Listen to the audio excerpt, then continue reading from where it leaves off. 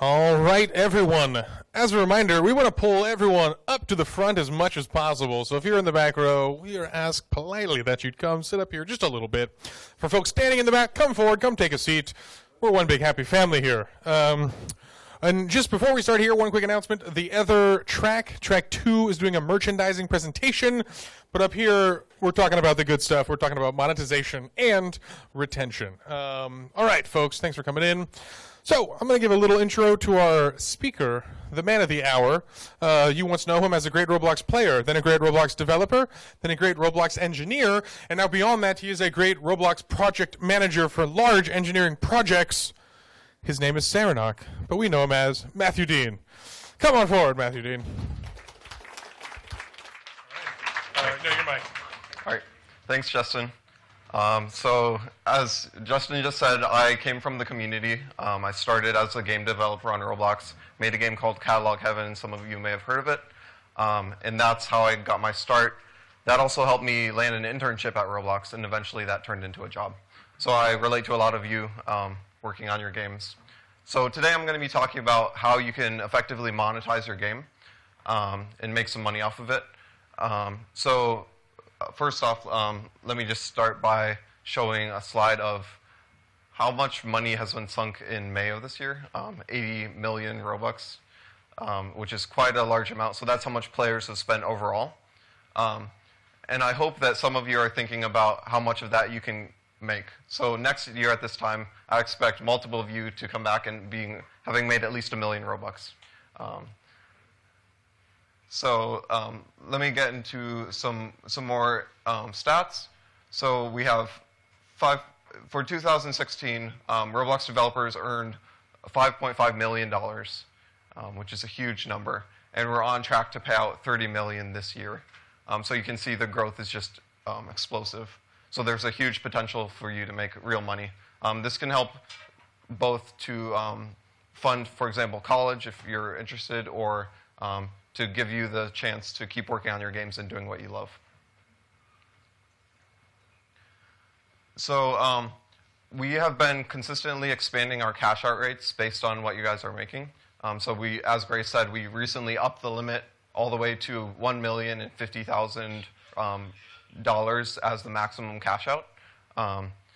And this year, so far, you've earned over $9.3 million through June. This number is already out of date. Over the past 12 months, the top earning dev made $1.2 million, which is quite impressive. And the top dev is on track to make $3 million in 2017. So there's a lot of room for growth here. All right. So I wanted to get into sort of general information about what do you do if you want to monetize your game effectively. I'd like to start by saying monetization is not something that you necessarily want to just tack on your game at the end. It's something you want to think about from the get-go. When you're coming up with your plan, it's good to consider how you will make money, because if you add it on at the end of your game, it may feel unnatural and players may not like it.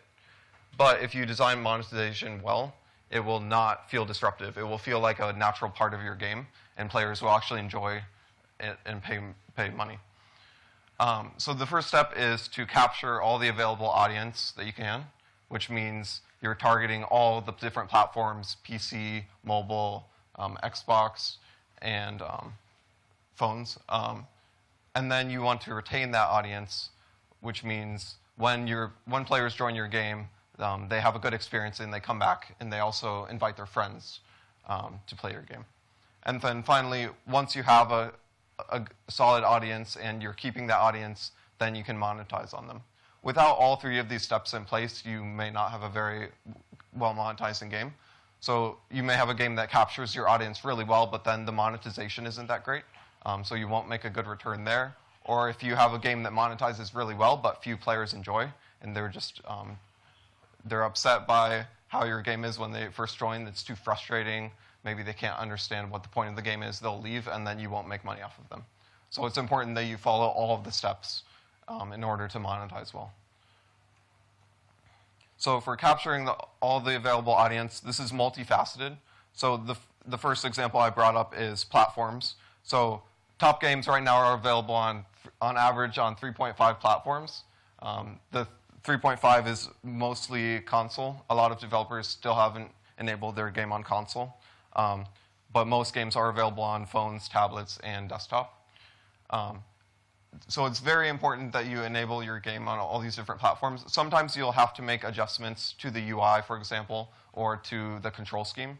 So it may sound like it's a lot of work, but I found that if you put the effort, it's totally worth it. So for my game, Catalog Heaven, initially it was just on desktop, and I made some adjustments over the past year to make it work on console. I probably spent probably a couple days modifying it, and then pretty soon I found I had consistently 200 or 300 console players on there. So it was definitely worth it for me, and I encourage any of you, if your game is not available on, say, console or mobile, to really consider it. So another thing that's been pointed out is for mobile growth, we're seeing continued growth on web and desktop, but mobile is catching up. So we're almost at the point where tablets, phones, and consoles combined are more than desktop, and we'll see this trend continue. So if you're relying just on your desktop players, eventually that will be a lesser part of your market share, and you're going to be missing out on so many players that you could be getting. So it's very important that you think about these audiences, even if you're not targeting them right now. So another aspect to think about is where your game is available. Currently, most of our audience is in the US, 12% in Europe, 3% in the Middle East, 10% in Asia. Over time, and as Roblox continues to expand, we're going to see the numbers in other countries drastically increase. So more and more, you'll be missing out on a large segment if your game is not playable in those countries. What this is going to boil down to is your UI translated, like all the text in your game?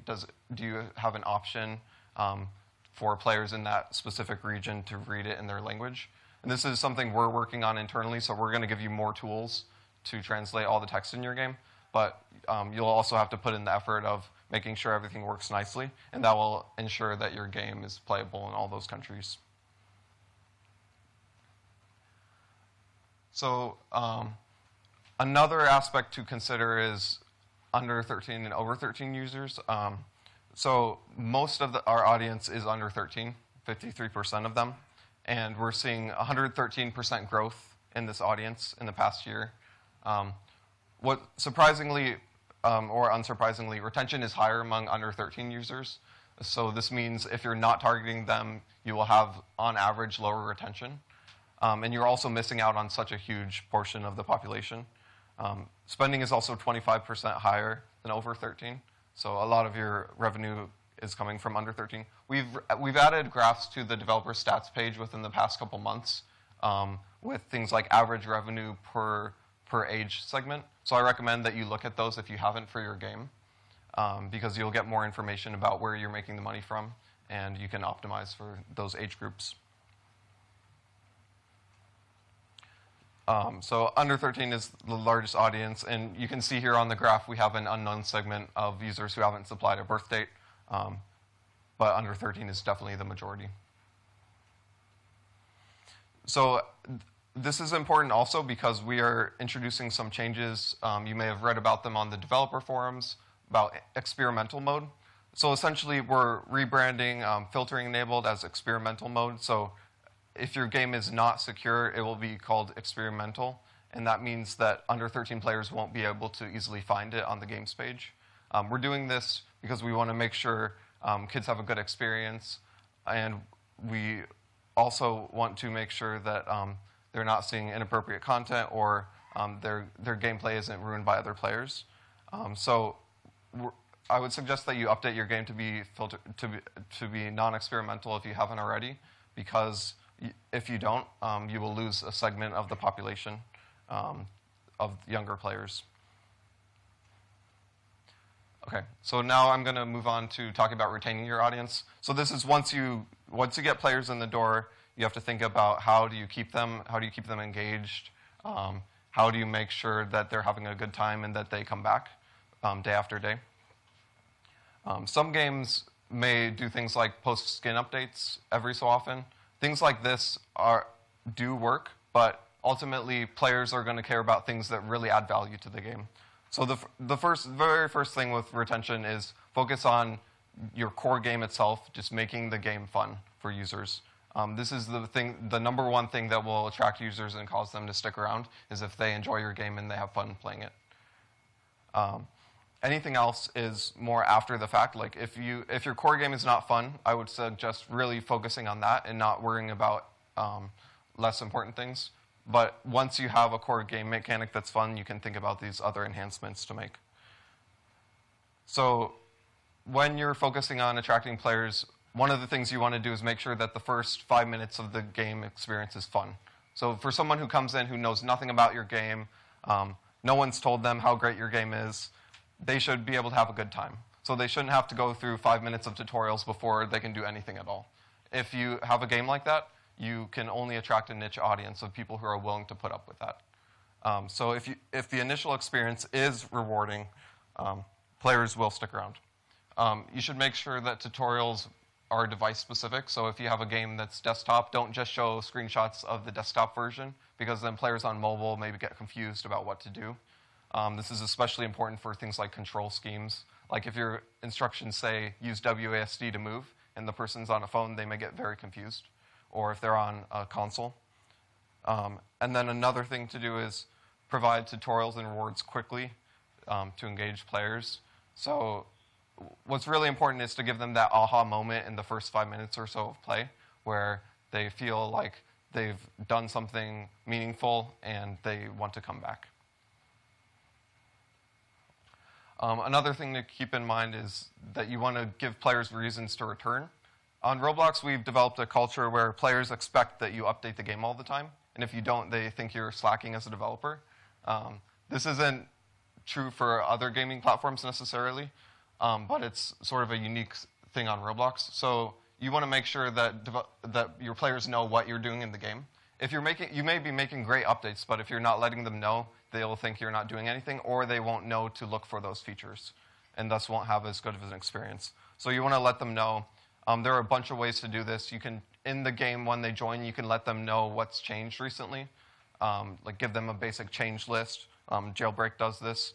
You can put this in the description of the game, the most recent updates. You can also have a group or Twitter.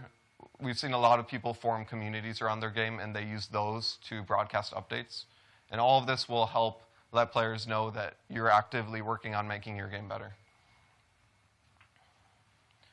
Another thing you can do is make a community to attract all your fans and keep them together. This is really important because it means that players will have people to bond with, and they'll have a social experience with more than just the people in their server.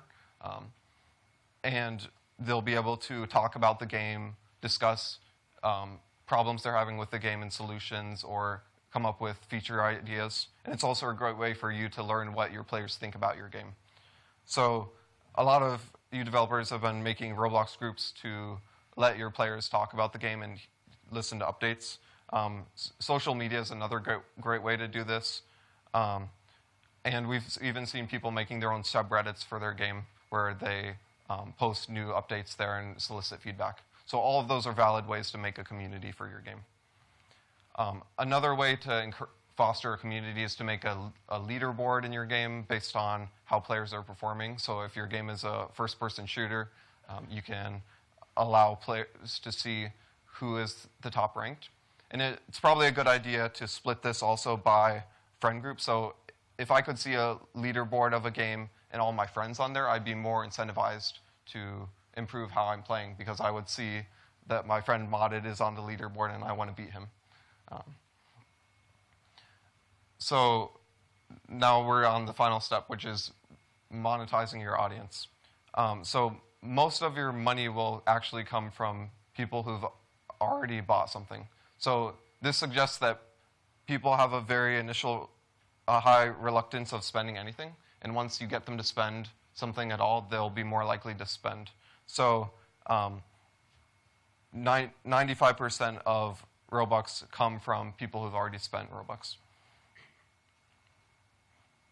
So the question then becomes, how do you get players to spend for the first time? There are a bunch of different tactics for this. One of the most popular ones is when a player joins your game, give them a time-sensitive offer for something in the game for the next couple hours. And you say, if you make this purchase, you will get this extra like starter pack or this kit. And this encourages players to make that immediate purchase. They have some reason to buy it now rather than wait until later.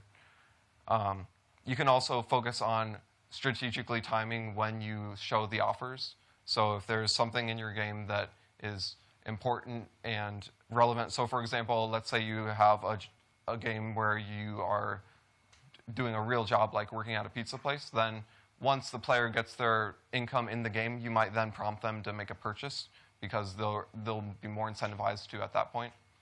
And you can also let them share offers. So if I unlock something in the game that I can pay for, I could share it with my friend in the game and he can also purchase it. So another good way to monetize is to reward your users for, or this is more about retention, to reward your users for coming back. I don't know how many of you remember we used to have a thing called ticks on Roblox, a currency. So essentially, this was when we were we were more like a game than a platform, and we gave players a reward for logging in every day.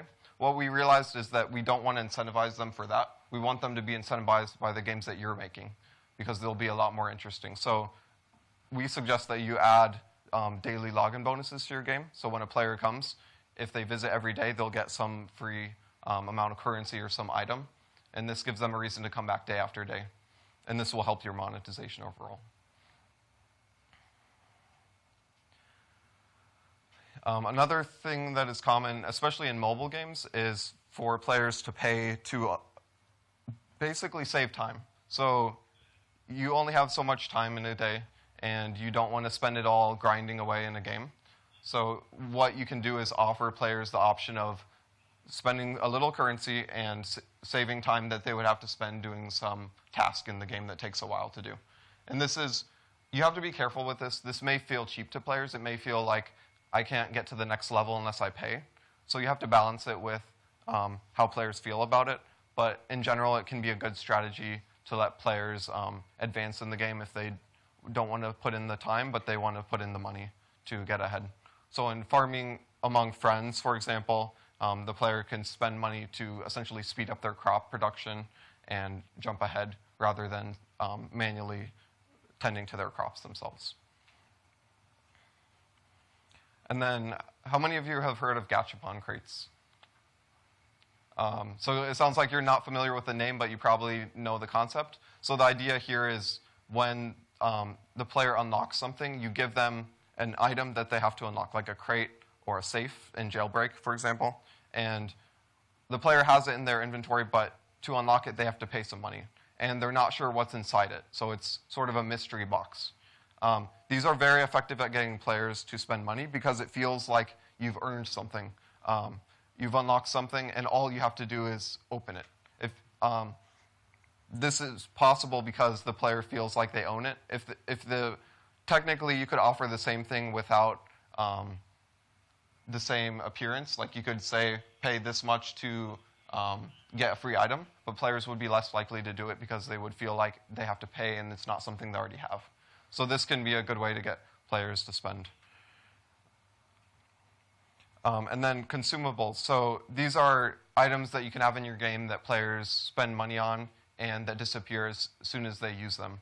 So common examples of this are bullets, health regeneration, power-ups, any sort of resource, or even converting to in-game currency are all examples where you spend something and then eventually it disappears, but you've used it for something productive.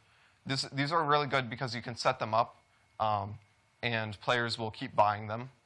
Whereas let's say you set up a one-time purchase, then players may buy it but never have anything else to buy in your game because they've unlocked everything. So for example, in my game, I have a bunch of one-time purchases, and I found that players buy all of them, and then they have nothing else to spend their money on. So this hurts my retention, or it hurts my monetization because it means that players who have money and really like my game have nothing to do with their money. And consumables prevent this from happening. So to summarize, overall, there are some major steps you can take to monetize your game. So first, make sure it's available to everyone. So make sure it's available on all platforms, desktop, mobile, and console. Make sure it also works in different countries.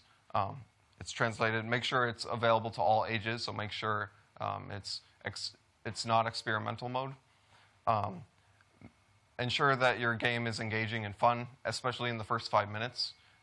If your game is not sticky and players don't enjoy playing it, no matter how much time you put into the monetization, it won't make much of a difference because players will bounce as soon as they join. And then once you have players locked in, keep them playing by gamifying the play, by giving them rewards for coming back, and by allowing them to speed up their progress by paying in the game. You just be careful when you're monetizing to make sure to not upset players by, like, I'm sure you've all played games that feel cheap. Like, as soon as you join the game, you see a shop that has a bunch of items and you feel like you have to buy in order to progress in the game. If your game feels like that to players, a lot of them will immediately leave. So I don't recommend pay-to-win games. I think you can have an effective monetization strategy that doesn't rely on that. All right. So I'm going to open the floor to questions. I'm sure you have questions about how to monetize your game.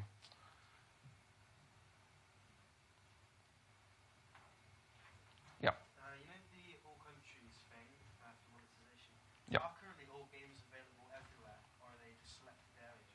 So we do have game servers all over the world. I think we have 30 different data centers right now. So players will be able to play them. The unfortunate thing is that the content of the game itself will probably not be translated. So we've been working on UTF-8 support so that you can support different fonts and languages.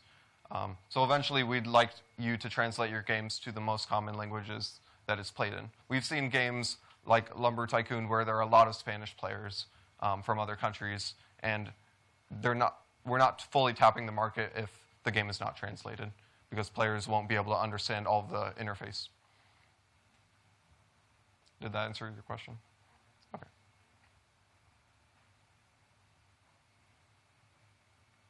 So all of you understand okay, Lawlers. All right. Simple question. Social hangout or an action game? Which are you asking which one will monetize better? Which one do you recommend? I'm not sure which game I should make. Oh, okay. You're asking for specific advice. I would say that both could be successful on Roblox. We have examples of both. I think it's a lot easier to make a social game on Roblox because that's what players are accustomed to. And it takes more effort to come up with a competitive game that players will enjoy and keep playing. But I think that shouldn't discourage you from doing it. I think there's a huge area of untapped competitive games on Roblox where if you get into that space, you can easily be the #1 game there. So with a competitive game, as with a social game, the way you monetize could be very similar. Like as a player, you might be paying for skins or for some social component that makes your avatar look better than the other players. So I don't think your monetization strategy would necessarily vary that much between which game type you're choosing.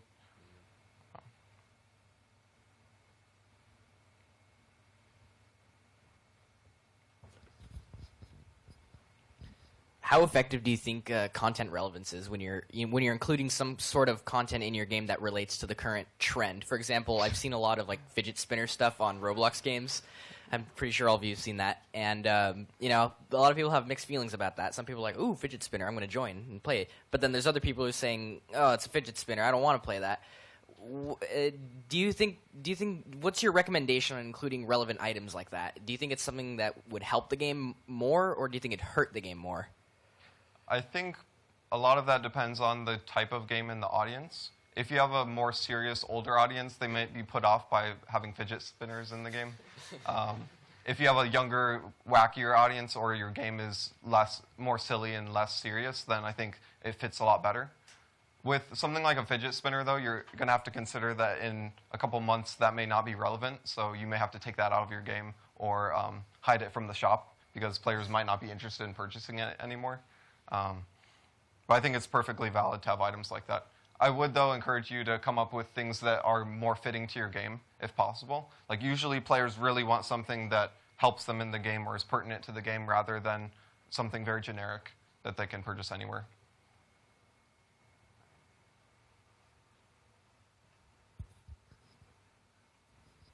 Yep. So in your presentation, you said to try and target the largest audience possible. However, there is a sort of a big question of give and take about you can have a larger audience or you can have a game that is more niche, caters more to a specific audience, and hope that that smaller audience has a bigger payout. How do you feel about this trade-off?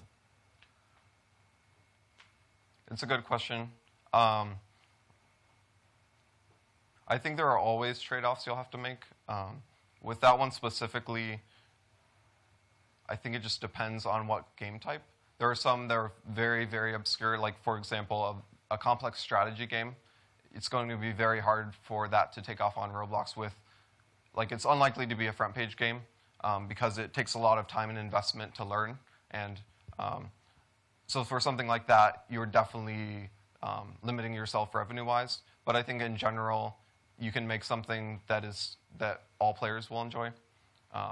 There's usually just an audience that specifically will be more likely to play that game. I think it mainly depends on what your goals are in making a game. If you're trying to make a lot of money or make something successful, you may make something different than if you're focused on making something for your own personal satisfaction or to explore a new genre. Like if you're trying out a new genre that hasn't been explored on Roblox, it's not clear how big of an audience you may get, but if that's your goal, then it may make more sense to go in that direction.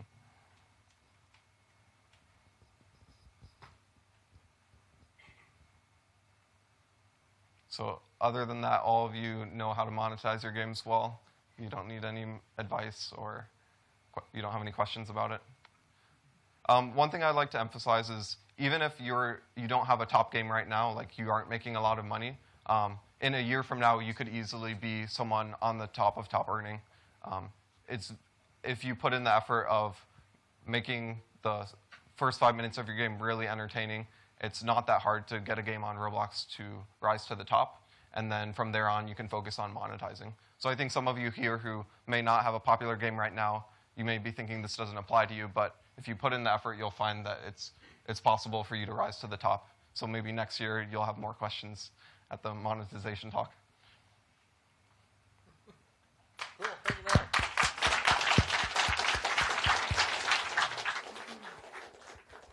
All right. Thank you, everyone, for watching. So we have finished a couple minutes early, so we are going to hang out and make sure the sessions line up in case people want to switch back and forth between the two. So remember, if you have questions later, too, we're going to have more time to hang out with all of the staff here.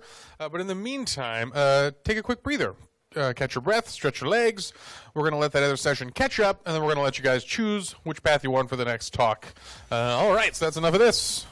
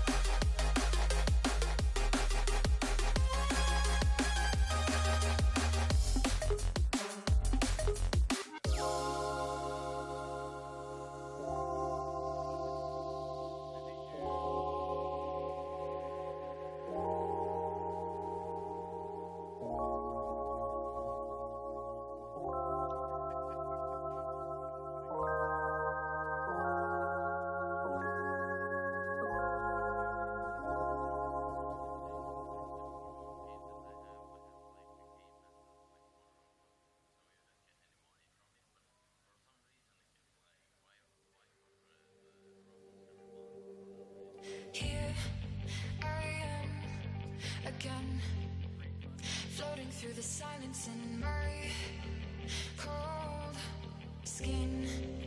My body is wearing thin. I feel sorry, I'll never win. My body is wearing thin.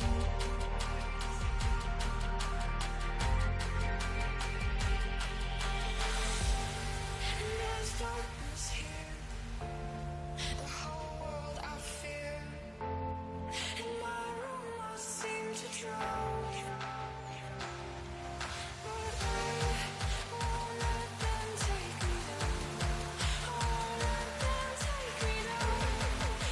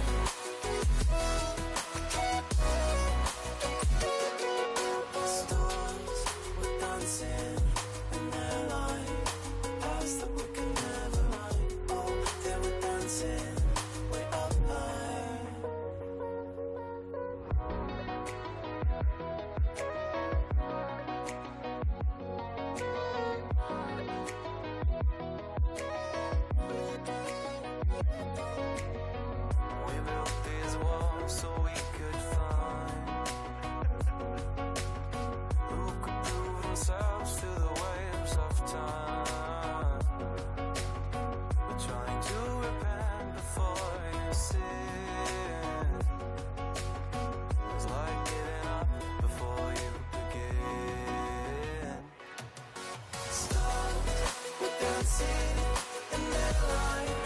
That's that we could never run. Oh, they were dancing way up high.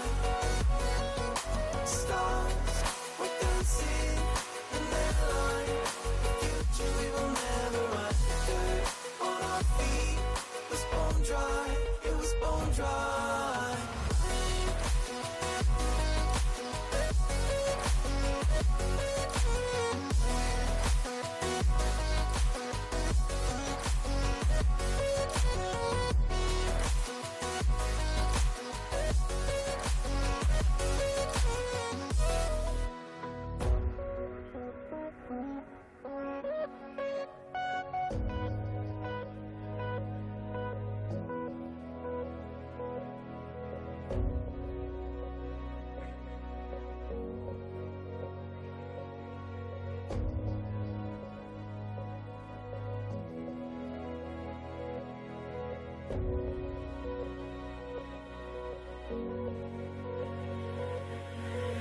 Thought another goal is all we needed.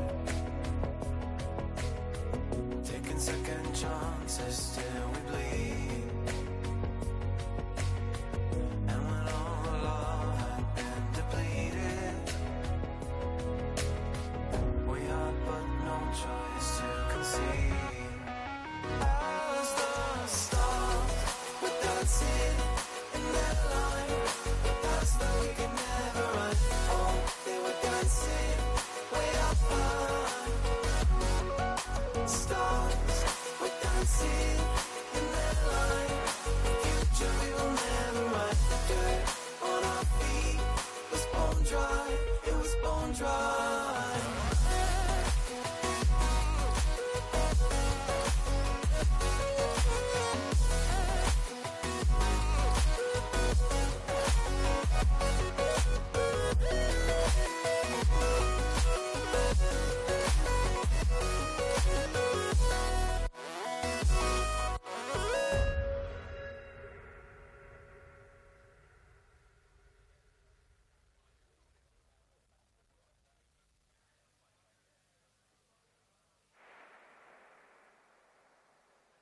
I was thinking that maybe when you get back, you could come with me.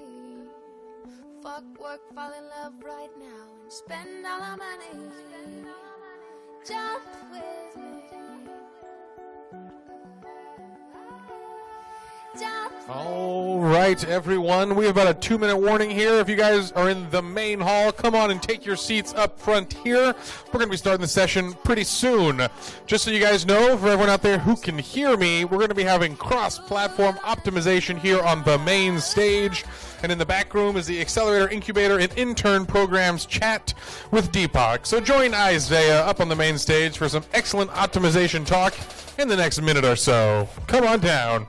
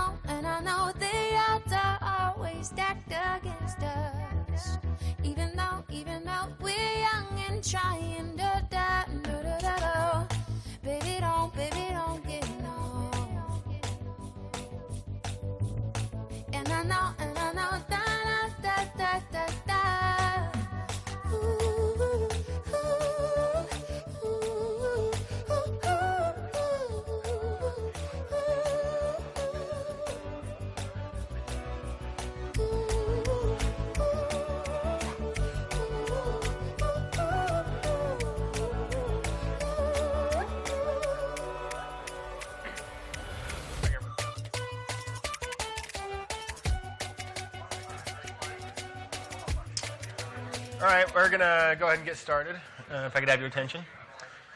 So I'm Isaiah. You guys probably saw me earlier giving a presentation on developer platform. I want to talk this time about cross-platform play, specifically about creating great cross-platform games on Roblox. So the title slide, this is interesting. So every one of those words is important because creating great cross-platform games is different than creating great cross-platform Roblox games. And I want to look at that a little bit in detail. So first, let's just provide the support for why we'd even want to build for multiple platforms. And the evidence is basically in the audience share. So if we look here, this is players by form factor. This is a snapshot, I believe from May or last month. And while the three sort of columns, console, phone, tablet, they may look small. If you add them all up, they're basically at that 50% mark. So if you are not targeting anything beyond desktop, half of the potential audience, half of everything is already off the table. What we are trying to do at Roblox is make it as seamless as possible for you to access all of these platforms with as little additional work as possible. So another way of looking at this, we can look at the monthly average phone player count. And obviously trending upward. And we expect this to continue rising. And we expect at some point for each of the additional platforms, console, phone, tablet, to outpace desktop. Maybe it's 3/4 by end of year, end of next year. We're not sure. Everything, all the signals that we have, all of our data suggests that day is coming. One other way of looking at it, and this is interesting. So if you look at the green line here, this is the ARPMAU's annual revenue per monthly active user. It's basically money per player, right? It's a way of thinking about it. There's 2x. So there are far fewer players on console, but for every player that is there, they provide 2x the revenue benefit if they're playing your game. And we can discuss different theories for why that would be, but the reality is that there is a difference between the monetization rate for players on different platforms. And so even if you're only looking at, it segments out half the audience, it might actually segment out more than half of the revenue. So we want to talk about making great cross-platform games, but I think, since there are a variety of different platforms, they have different strengths, different weaknesses, and there are several dimensions that you want to evaluate on. I think that it's useful to cover them. We'll look at them in isolation first, and then we can look at tactics for how we can leverage the Roblox platform to access each of them. So I think it breaks down to about 4 dimensions, right? Control schemes, UI, performance, and then just sort of the game session context, for lack of a better way to put it. What is the physical space that people are interacting with? What is like the context of how people are interacting with the game? So PCs, extremely powerful, right? For the most part, best hardware. So graphics card, they can be very immersive, right? Graphics card, CPU, memory. You have a keyboard and mouse. Sometimes you have a gamepad. You can leverage a lot of social features pretty fluidly, right? You can switch between chatting and gameplay, and you can type quickly, and you can have a more social experience. Session times are generally longer, so people expect you to leverage the immersive capabilities of a PC. They expect narrative to unfold in a more leisurely, fashion, so that they might have a game session that's a half an hour, for example. And then we have tablets. So tablets, you have to start thinking about hardware. Some of them are pretty decent, but if you start getting the older end of it, memory becomes a concern. As for the screen size, mostly people are playing on landscape, but it's a little bit smaller, so you have to start considering that. People are interacting through on-screen controls. You no longer have a keyboard, you no longer have a mouse, no possibility for a gamepad. So it's a lot more disruptive to switch between social context and gameplay, right? Like a keyboard comes up, covers half the screen. So next we have the phone. And the phone is more limited still. And, you know, Roblox basically supports all the way back to iPhone 4S. I think I was looking at it. It came out in October of 2011. So raise your hand if you were on Roblox before October of 2011. Right, so most of you. The phone, you know, the lowest phone that we support in iOS, you know, has been around for maybe longer than a quarter of you have been on the platform. So just think about that. You know, whoever's holding this phone has had it for 7 years. The screen size is even smaller. The playing context is that people are on the move. It's going to be much shorter. Maybe they're filling in a 5-minute slot before, like while they're waiting for the bus. You know, they're hanging out. They just finished lunch and they're about to go off to the next thing. They're out in public, and in general, as the device form factor gets smaller, the play session time decreases as well. So if you are making a mobile game and there's not some kind of payoff, there's not some kind of goal achievement within 5 minutes or 5 to 10 minutes, it's probably not going to be super engaging because people won't have had a payoff during the session that they played. Again, on-screen controls, even harder to type so that the social mechanism, the social switch between gameplay and chatting is even more disruptive. All right, now we have Xbox. We'll use Xbox as a proxy for consoles. So Xbox has a huge screen. You can imagine playing an Xbox on a screen like this.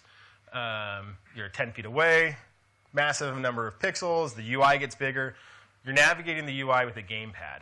And so you have to consider that. You can't click, you can't tap. You have to left arrow or move a mouse-type cursor around with a joystick.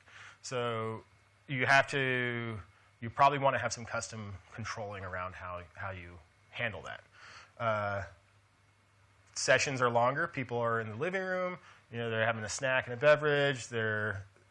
It's also heavily immersive.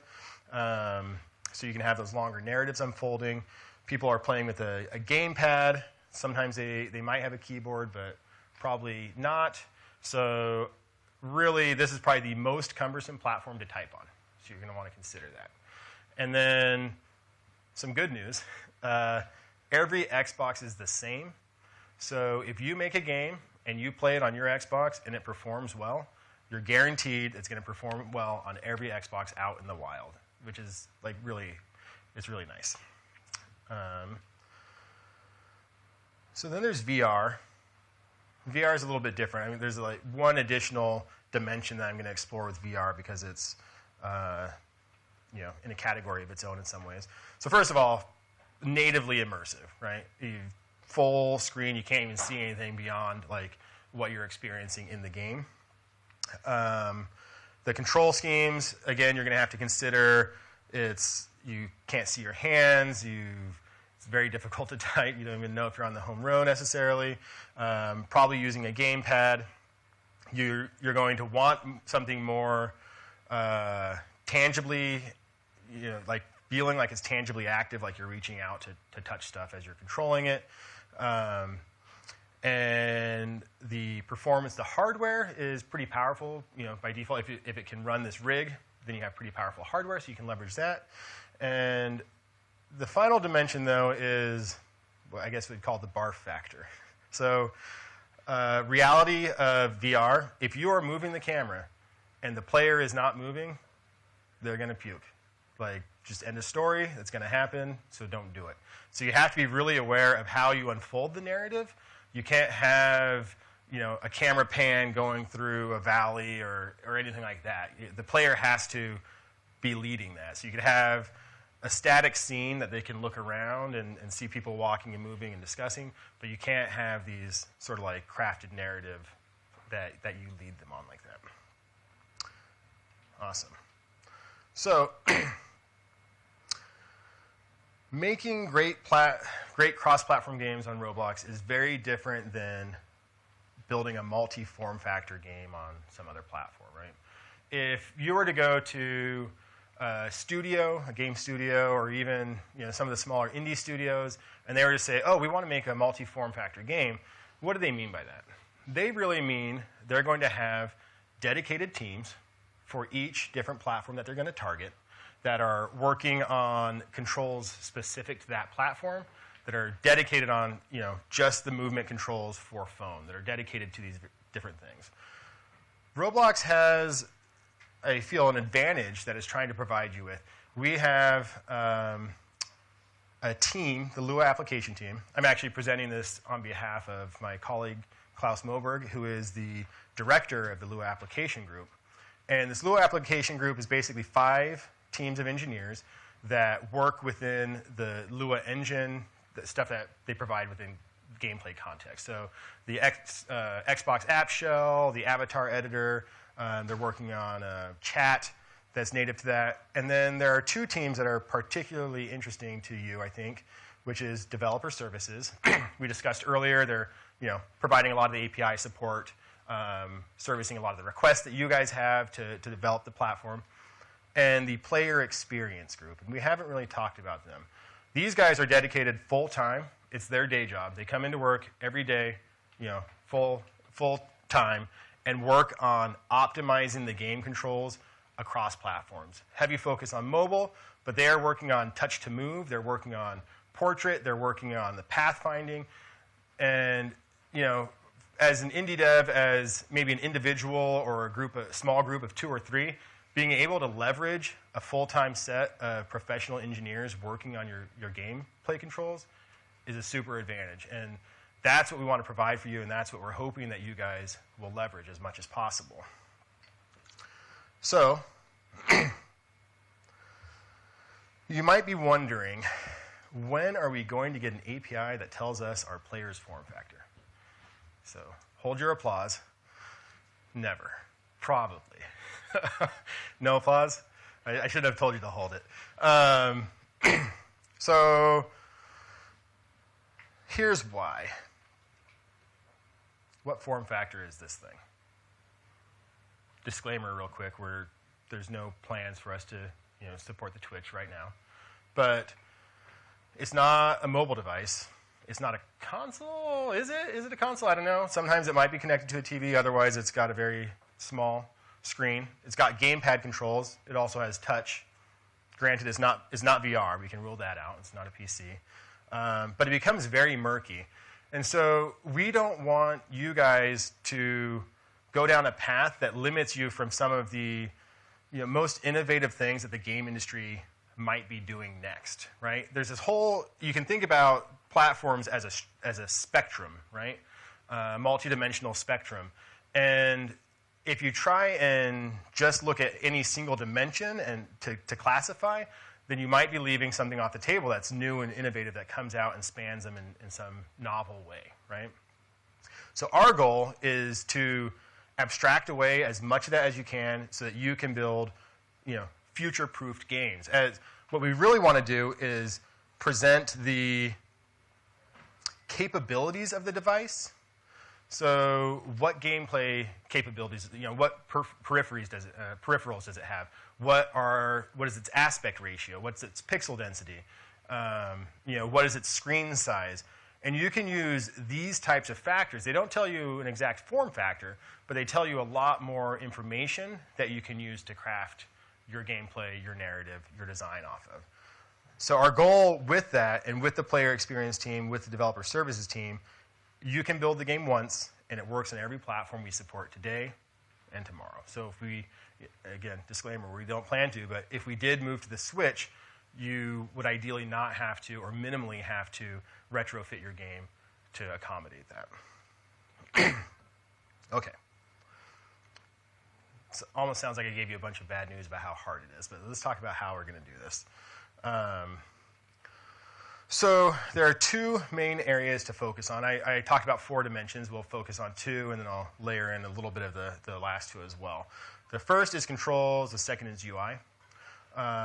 So let's talk about controls. What is important when you're building a game, when you're considering the control mechanism for cross-platform.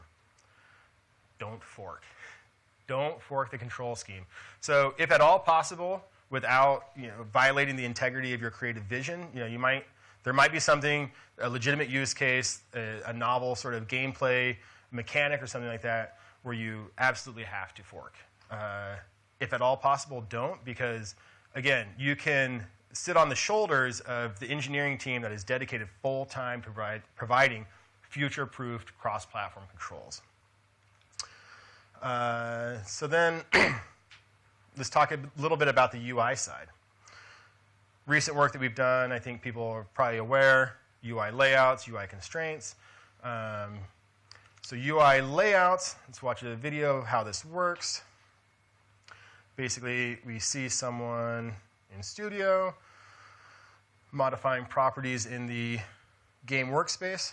So now they're, I guess, modifying the screen real estate.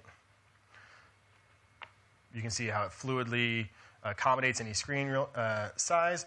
And now they're applying constraints, how many columns wide it can be, for example.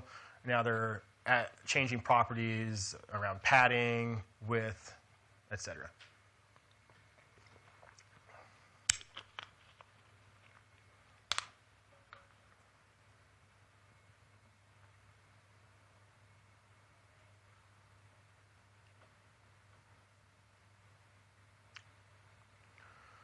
So this is pretty powerful functionality. And this is functionality that we are leveraging internally when we're building things like the avatar editor, the Xbox app, moving more and more of the core content of the application shell and the platform that we provide into Lua. You can bet that we're going to be optimizing performance and optimizing the usability of this stuff because our internal teams are leveraging it. So those are layouts. You saw we had basically grid, table, list. On the other side is constraints. They kind of complement the layouts. You can give them things like maximum width, minimum width, ratios, how many column constraints, font sizes, minimum font sizes for readability, all that kind of stuff. Those are APIs that are available now. I don't know. Have any of you guys used these new features yet? Show of hands. A couple of you, yeah. So they're relatively new, but they're gaining popularity. So now we can segue into this third topic of how to make great cross-platform games. The reality is, you could make a perfectly responsive UI. It works seamlessly on everything, and if the game crashes 10 seconds into loading, I'm probably not going to play it. So we should probably talk a little bit about performance and optimizing performance for the different platforms. So how do you go about doing that? The answer, I think, industry-wide for performance optimization is profiling. So if you've never done it, it's a very useful skill. It will be applicable for the rest of your career as a software engineer. Learn more about it along the way. We give you some tools to do that natively in Studio. So the first one is emulating your game on all platforms, right? You've seen the UI where you can select which platform, different phone, different tablet sizes. They model real-world devices to the best that we're able. They currently only model the UI, but there are plans in the future. We will model performance as well, so memory availability and CPU and that kind of stuff. So you'll have a better proxy for how these behave in real life. That said, there is, nothing beats the real thing. So you want to test on as many different real-world devices as possible. And I know that isn't easy. It's not exactly, it can be cost prohibitive, especially if you're not a studio. There's only a small group of you guys. But you can get a pretty cheap low-end Android tablet. You can get a handful of these devices. It's probably $50 or 35 quid, you guys might say, something like that. So, get your hands on these, get your hands on as many as possible. If you plan to go to console, it's probably worth getting an Xbox because the hardware is stationary. It's not a moving target. and you can have high confidence that if it works on one, it works on all of them. And then finally, as I was saying, profiling. We're working on more and more profiling tools, and we have people dedicated to this kind of tooling. We need it ourselves. We need it if the avatar editor has a memory leak. We need to know because it's platform-wide. And so you can expect that these tools will continue to get better, more sophisticated. Memory Analyzer is fairly new, but it's pretty popular already. We have insight into how widely that's leveraged. This basically gives you a graph of what's using memory in your game. So, finally, the advice I want to give you to take away, and I've already made the point, I'll try not to belabor it, I don't want it to sound like a platitude, but you want to take advantage of the new features that we're releasing. You want to take advantage of the ongoing work that these teams are dedicated to. So, portrait mode, it's one finger controls, touch to move, all of these things. If you are not leveraging the new, latest, greatest features, your colleagues are going to be, and you're going to be at a competitive disadvantage. You will get outpaced and left behind if you don't keep up with a lot of the exciting ongoing development. With, just to reiterate, if you want to take advantage of these new features, if you want to take advantage of all the work we're doing, you can't fork the controls because you will no longer have access to the ongoing work that we're doing. And I want to just temper that one more time with, as long as you're not compromising your creative integrity, to the extent possible, leverage the work that we're giving you out of the box. Cool. So talked a little bit about a couple of those dimensions, controls, UI, performance. Didn't talk a lot about design and narrative and that side of game development. I think you guys are really the creative force. We're the platform, the technology force, and we won't have the next great cross-platform gameplay technique that's going to blow everyone away. That's going to come from the developer community. But there is at least one single overarching principle that you guys should all be aware of that makes PC, tablet, phone, console great, and it's fun.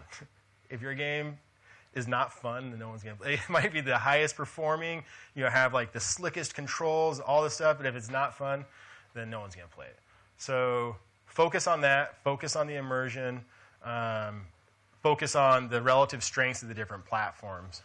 I'll say one thing with respect to game design and how you can leverage all that.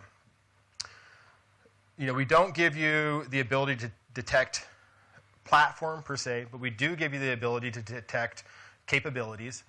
And humans, game players, are actually really good at self-selecting for these things. So you can introduce different kinds of asymmetric gameplay or different roles within a game.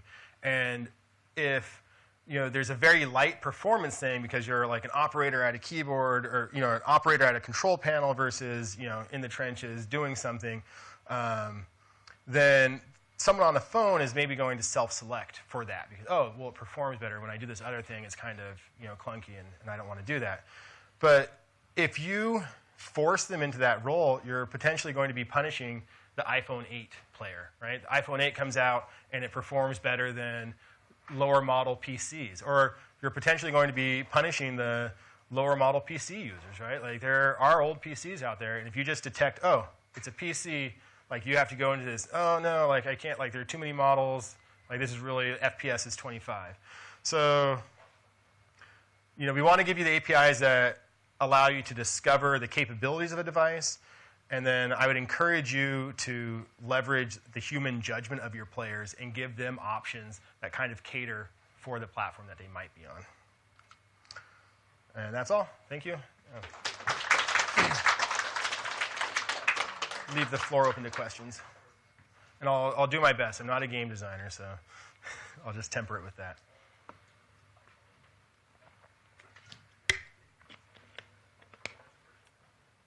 I must have nailed it.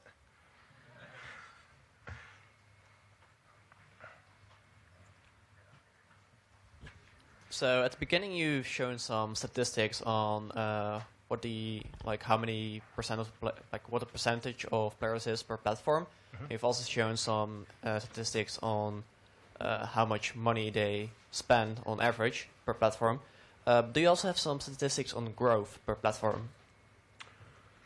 Yeah, so I don't have them memorized. I can describe the trend, the relative trend between them.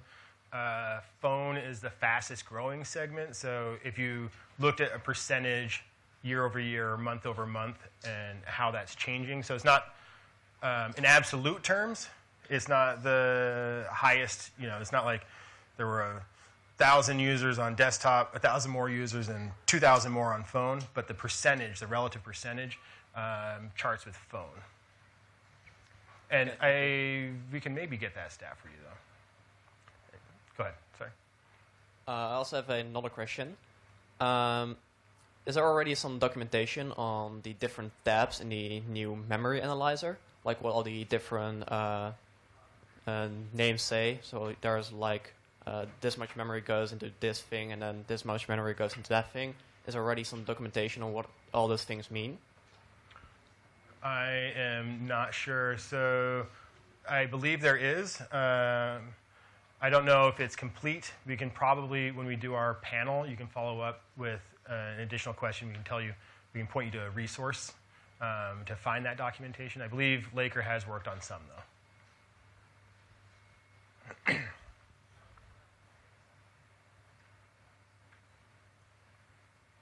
give you that. On the wiki for Roblox, the Xbox checklist, it says no realistic gun models, but there are games like Phantom Forces on Xbox. I'm just kind of confused with that. That's a good question. So I can actually answer that. Oh. So what that documentation actually is talking about is the featured sort on Xbox. The Wild West on Xbox is full UGC just like Roblox.com. But if that's right, folks at home can't hear me. So once again, as I was just speaking, that you are looking at is the featured sort requirements for Xbox. So generally, UGC on Xbox is still open; all games can be on it. But if your game is to be featured and endorsed by Roblox on the initial user experience, it has to follow those guidelines set by Xbox and ourselves. That's what you're looking at. thanks, Jay Party. Bring the hype.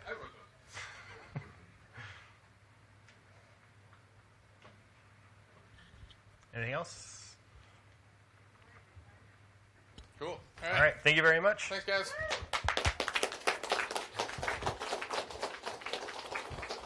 All right, everyone. Thank you for listening. So we are going to be taking a short break. When we come back, we'll have 2 more sessions to end the day. And finally, the tournament will be the close of Saturday. So for now, stretch your legs, take a walk. We're taking a quick break.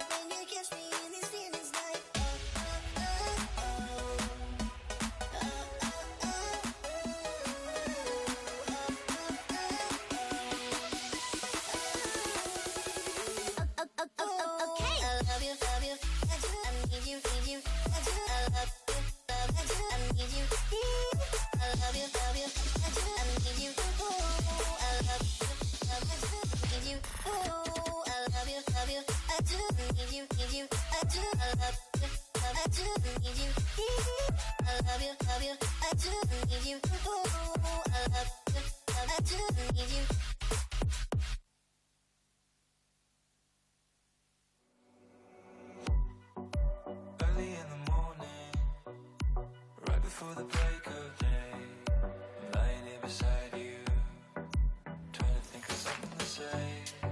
You're gonna have to leave soon, so I'll give you this heart as well. It means I'm gonna miss you every time, 'cause I can't get used to letting you go when the tears roll down your face. Let me tell you, darling, we're gonna find a place where we can lay low, where we can get high, where we can run away, we can go today, we can leave the world behind. So honey, let's go, let's do what we lost, do all the things that we've been dreaming of. Where we can lay low, where we can get high, we can lay low, we can get high. Honey, let's go, let's do what we lost. We can run away, we can go today, we can leave the world behind. We can lay low, we can lay low.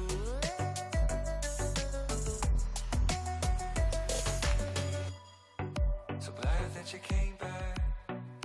Years already passed us by, but I know I can trust you, even when I can tell you're lying. The time is getting heavy, so the car is parked just outside. Are you still coming with me along for the ride? 'Cause I can't get used to letting you go when the tears roll down your face. Let me tell you, darling, we're gonna find a place where we can lay low, where we can get high, where we can run away, we can go today, we can leave the world behind. So honey, let's go, let's do what we lost, do all the things that we've been dreaming of. Where we can lay low, where we can get high, we can lay low, we can get high.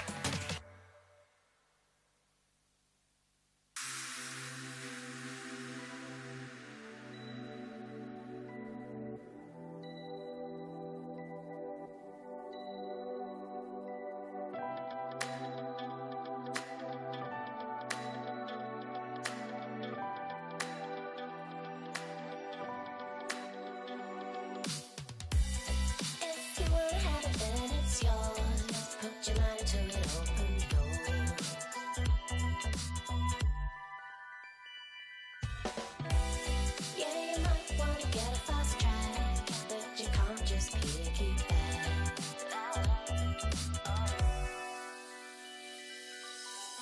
You're braver than you know it. You're stronger than you show it. You're braver than you know it. You're stronger.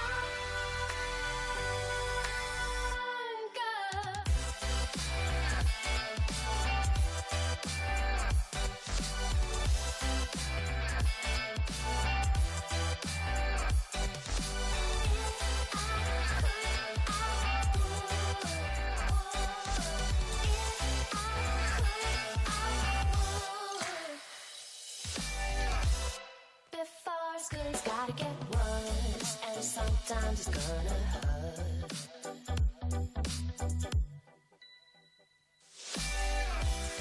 If you're ever gonna get that bad, then you better plan your attack.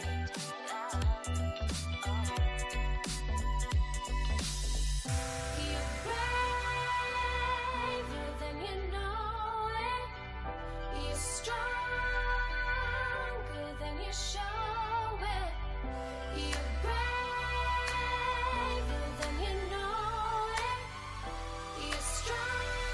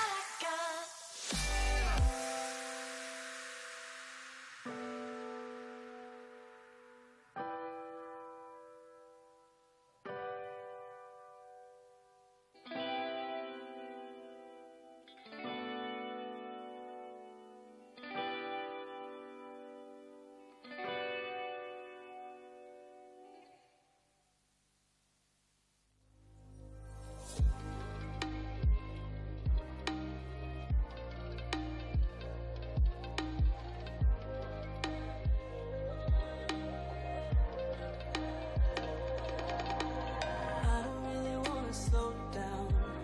Try to get out of here with my feet on the ground. And yeah, you know I got a few scars, but mine will heal and your heart will be found. And it doesn't matter what you say, they only look at the things that you did.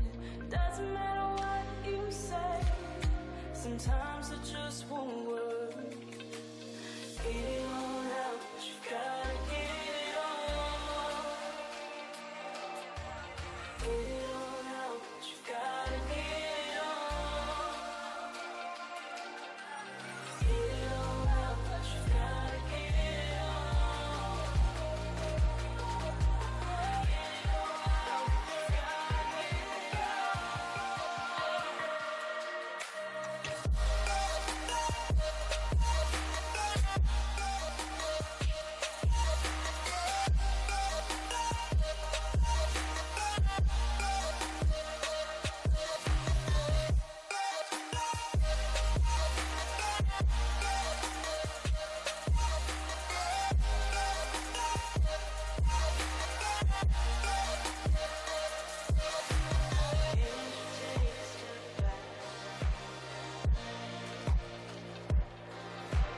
Can't you take a step back?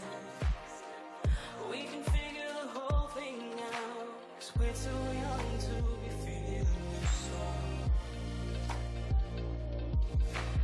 Maybe we met too soon. Maybe I can give you the moves. When you shoot for the stars, you might just crash and burn. It doesn't matter what you say, little things will get in the way. It doesn't matter what you say, sometimes it just won't work.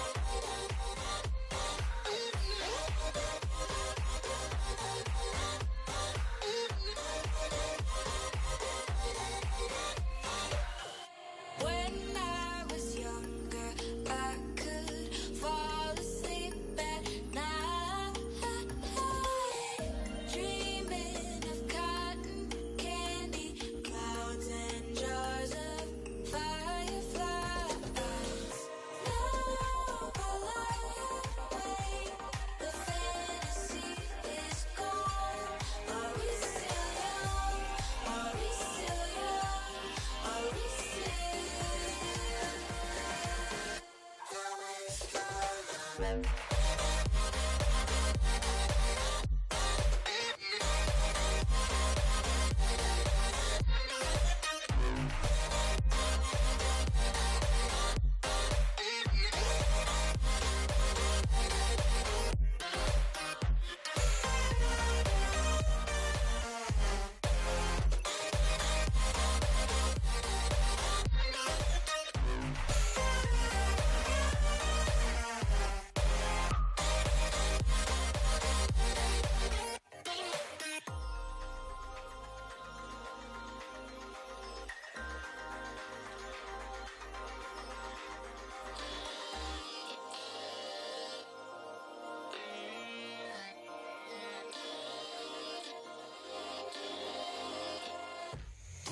runs me over, and I grow some thicker skin.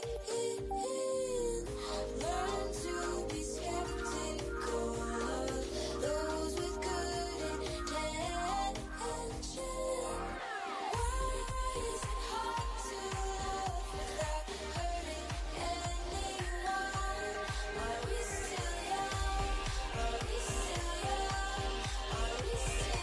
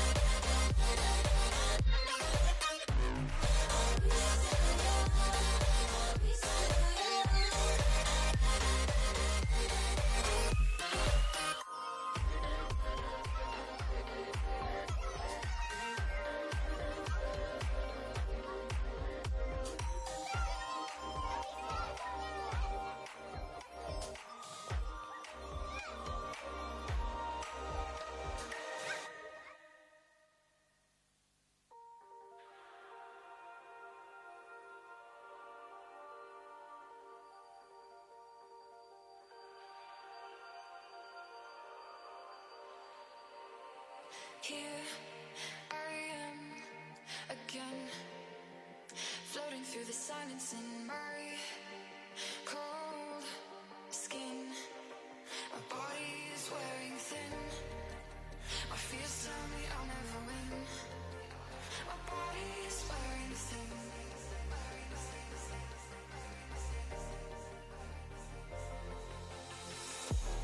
And there's darkness here. The whole world I fear. In my room I seem to drown. But I won't let them take me down. I won't let them take me down. I won't let them take me down, down, down.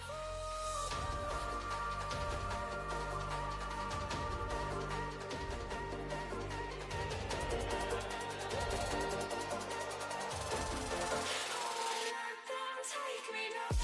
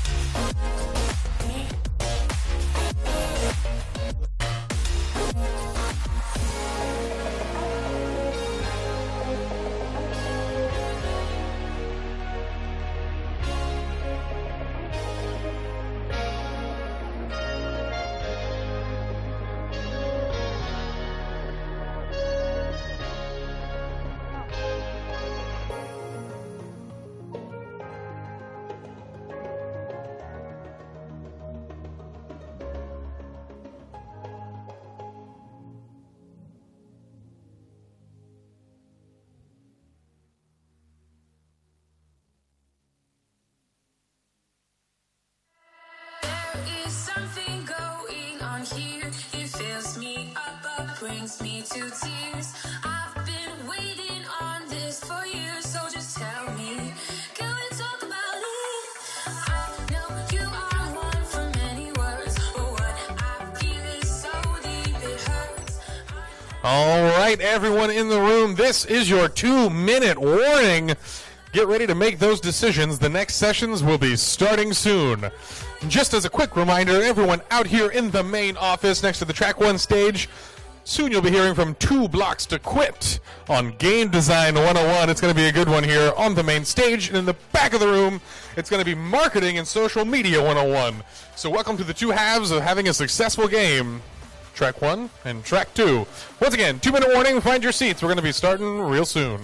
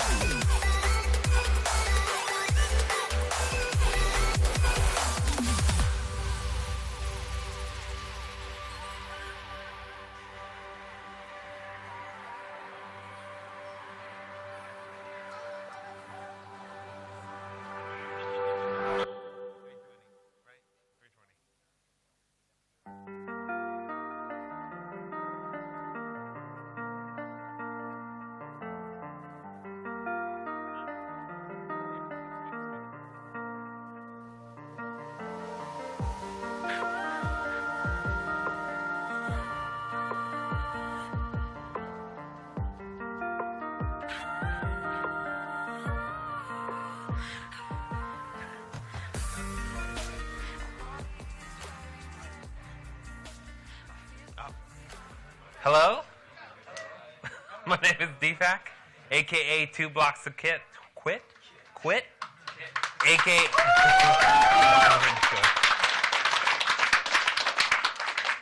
aka Brown_Lantern, my Twitter handle, for appropriate reasons.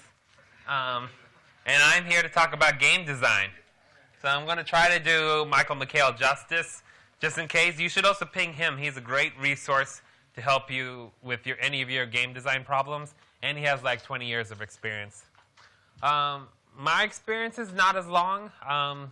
The studio I worked at before was Crystal Dynamics on Tomb Raider, and then I came to Roblox because I saw the greener pastures. So, this is a little overview of what we're going to go over with game design, but let's start right from the beginning. So, this is what you don't want to do when you're designing a game. You don't want to be that like, I'm going for it. No. We don't want that. We want you to make all the cars. But here's the tip about game design. You want to know how many exact cars you're jumping. That's proper game design. It's not like freewheeling and like, oh, I'm going to make 2, 3, 4. No. Proper game design is you know you're jumping 3 cars. So let's start. If you're building from scratch, the question you should ask, what game should I build? So to do that, you need to define what is success for you. So success for person A might be one thing. It might be something different for person B. So, and that's completely fine. So but if you're trying to be a top earning game, a popular game, there are certain things you should do. But if you're just trying to be a game for you and your friends, then that's all you have to consider. But the proper game design is you know the context you're shooting for. So if you're trying to be a wide-reaching game, example, you should be on all platforms. If you're just trying to make a game for your friend, here's a trick question. You should be on all platforms. But define your success, because this will help you shape the game you want to make. So, what are common traits in popular games? Multiplayer. Roblox is inherently social. This is what makes it different than other gaming platforms. Like, when you spawn in, you might spawn in 20 people, and then rather than play the game, you just start conversing without playing the game. That's unique to Roblox, that kind of atmosphere. It needs to be like a place where multiple people can work together. That's what's popular, because Roblox is not just a gaming platform. It's a social experience. So you're trying to make a game that not only does proper game mechanics, but also does proper social featuring. So how are you engaging your users to converse with each other, to play with each other, while completing an objective? The other thing is what's amazing about Roblox developers is you guys are all unique.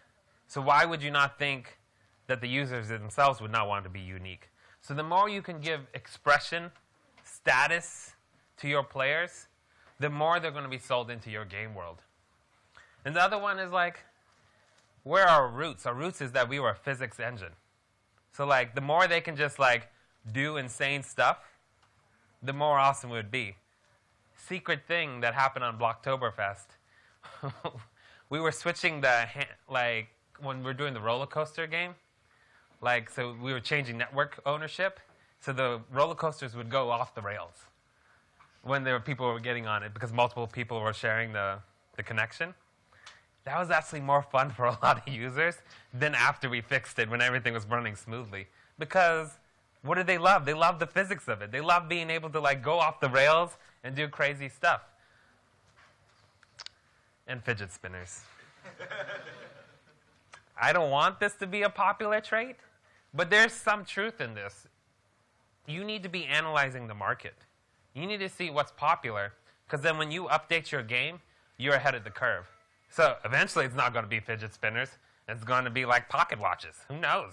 I don't know what people do these days. And then you'll be telling me man, Deepak's old. And I'll be like, no, I have a pocket watch. It's all full circle. The next question you should ask is, what type of game genre do you want to develop?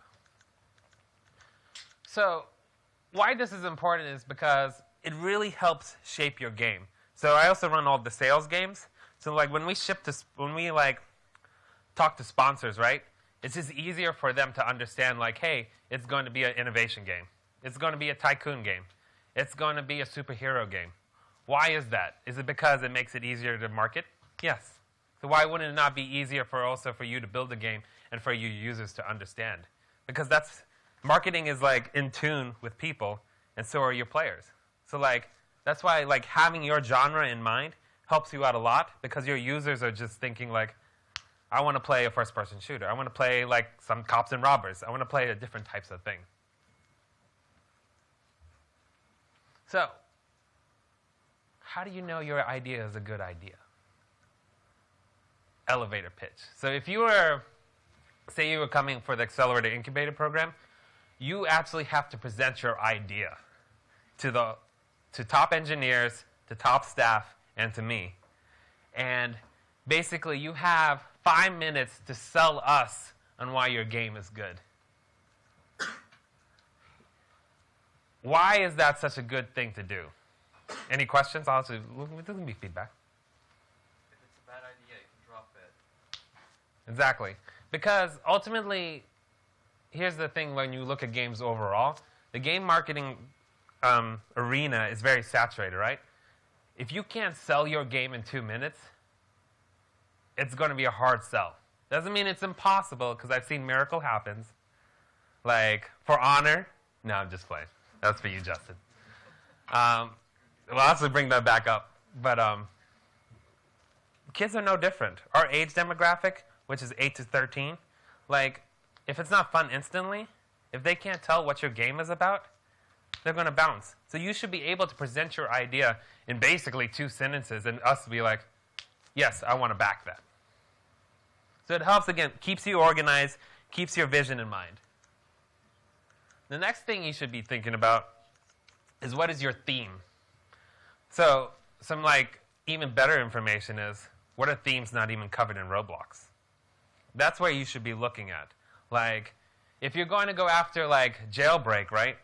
Which my ultimate dream is like everyone's fighting for number 1 and it keeps switching in and out like every 5 minutes to be who's number 1. But like if you're going to be better than jailbreak, you have to create a game better than jailbreak. That's hard. But what if it's a different genre? What if it's a genre that doesn't exist, a theme that doesn't exist on Roblox? That's an easier way to the popular page. So just think about that. Analyze the popular page.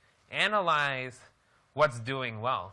See what themes aren't covered on Roblox. There's a ton of things that we don't have on Roblox that I'm like, if I wasn't an employee, I would make this game, say on a different identity, and make it. But Justin would know, so I'd get in trouble. The next thing you should consider when making a game is like, what are the player actions? Think of this as like, what is the user doing in your game? So like, if you do this, this helps like mold your game in the types of things you have to do. So when you're planning, you know how much development time to give it, right? So this could be something like with the egg hunt, like, hey, we want to have a rope mechanic, so we want them to climb up walls. We want to construct this types of buildings. You want to adopt and raise a cute baby. Like, what are the things happening in your game? Because that really helps your timeline when you start saying, like, these are the actions that happen in your game. So it helps, again, organize your thoughts. So this is the biggest question for you when you're pre-planning is, why should you make this game? Because you like it. I realized probably later than I should have that, like, most people don't make games that they're told to make. They make games out of passion. Right? So, like, you want to... this is a deep story here, but, like, your game should reflect you. Your experiences, your past, what you're passionate about. Because that's what the users are going to pick up on. But ultimately, only you can answer that. But build off of your past. If you're about fidget spinners, make the best fidget spinner game you can think of. Hopefully it's not because it's a fad. Because pocket watches are coming back. So now that you got these things to really focus your mind on what type of game is, the next big thing is a design doc. So when we're creating custom games, the first thing we do is give them a design doc to work on. And why this helps is it keeps everyone in loop.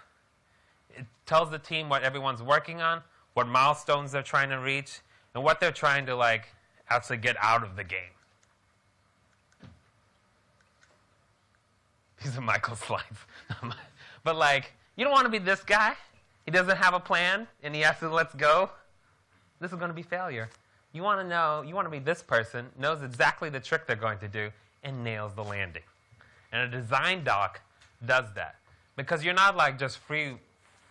What is it? What's that? Freestyling. You're not freestyling. You're not freestyling. You're actually planning on purpose the game you want to design. So that's how like AAA studios do it. They don't just start making it out of a vacuum and be like, you know what, I'm just going to start tinkering. They might do that in the prototype phase, but like they have a plan of action to execute. Because once you start building a team, you have to have a plan. So these are common things in game design docs that you can see. There are a lot more. I wish email me and I'll send you a design doc. But these are common things in a design doc. Really what you're trying to do, right? You're trying to say what the world's about, what's the mechanics, what platforms are you shooting for, like everything you can think of and put it on paper. Because then if a question comes up, you can point to it. If it's about the story, if it's about the gameplay, everyone knows what's happening. That way, you can create a timeline, which I'll talk a lot about. So, one of the things you can talk about in your design doc is the narrative. So there's always a debate in games, like, is gameplay king or story king? So, like, out of a vote, who thinks story is king in games? Oh, one. Oh, my gosh. This is definitely a Roblox card. How much is gameplay? All right. So insider information, that is true on Roblox, right? Gameplay is king. When you grow older and you have a job and kids, you don't have time just to, like, continue playing, right?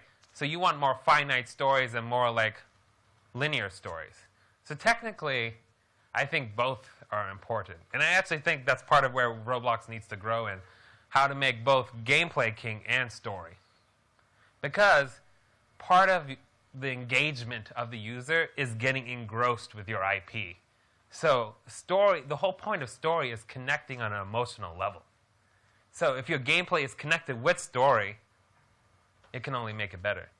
So some of the best is like Uncharted, who really marry both gameplay and story. Gameplay could have been better. But you see those two worlds merge. And no one will say, like, Uncharted's not great. That's how you build player engagement, too. So the next thing you should also consider is game pillars. So game pillars is not mechanics. It's not features. Think of it almost as like your philosophy of your game. These are the things that embody your game. And why this is so important is because when you start making a game, you're going to get caught up in decisions of like, should we do this version A or this version B? And the easy way to rectify those decisions and answer them is by having a philosophy. Well, this goes against our philosophy. So, example for the platform, right? We won't do things that counter our, like, one build. We're always committed to one build. So if we're implying a feature request like device detect, that goes against us having one build because we should build a better platform that makes sure that it's easier for you to make a build to go across all platforms. That goes against our philosophy. So the same thing's true for games. Does it line up? Like, if your game is like about being social, having a solo experience would go against your philosophy. So, here's an example of one of the great games and their philosophies. Insider story. How many of you played Destiny? Oh, wow. 3 people. So, that's good. But these are good lessons to learn. They have this thing called the tower, right? And it was supposed to be this social nexus for players to connect and communicate with each other. So imagine older kids, the developers thought they could make this nexus point to have this social community where they would just chill and hang out, right? But it's older players, right? The funny thing is, the tower exists in Roblox fundamentally. Like, when you spawn in, it is the tower. It is the social nexus. But they nailed every other point on their design pillars, right? It's like one of the #1 games of all time. It's inherently social for that age demographic. And what they did was like they made sure they hit every design philosophy, every design pillar. So example for like reward a new experience every night, they do daily quests. So if that's one of your pillars, you would do a daily login bonus, a daily reward, or some daily quest to make sure your game like keeps that player engagement. But these are things you should be thinking about before you design your game. The next thing you should be thinking about is game features. So why this is important, like say 50-player servers, why is that important to keep in the mindset? Because if you're trying to have a huge server, right, you can't have as many parts, triangles as you want because you want to make sure your game doesn't crash if you were trying to be on all platforms and especially a lower-end phone. Why does it matter if you have 10 mini-games? Well, you want to plan for 10 mini-games, right? So each mini-game adds development time. If you want to build and customize your base, say if that's a hard thing to script, right? You want to put that on the front end when you're building so that give you enough time before your ship date. So all these things just help you keep in mind of like your development time and helps you with your builders, right? Because if you just said like, hey, builders, just build, right, without any like context, they're just going to start building like huge geometry, huge shapes, and just like not take any consideration of like, oh, you wanted me to hit the iPhone 5? Well, there's a memory limit on that, right? But these are the things you guys have to start keeping in mind before you even start hitting start. Because remember, in custom games, we don't even start until the design doc is finished. Next thing you want to include in your doc, game mechanics. Does anyone want to guess what game mechanics is without looking at this? Yeah, you all looked at it. Whatever. Game mechanics. It's the action that the user does in the gaming environment. That's the best way I describe it. So it's the tool, how they interact with the world. The game dynamic is using that tool, using that action, and the emergent gameplay that happens out of that action. So, example, shooter, right? Here are the mechanics, right? Cover system, weapons, damage, spawn points. The dynamics, who wants to guess what that would be?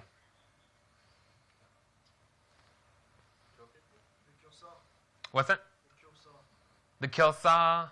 What do you mean by that? Yeah, so like that emergent behavior is happening, right? Say if you had a sniper gun, right? You created a weapon, you created a tool, right? What is the action that happens? Sniping. So camping, sniping, hiding. These are the things that happen out of the mechanic you created, and that creates the dynamic. The third part that's not on the slide is aesthetics, right?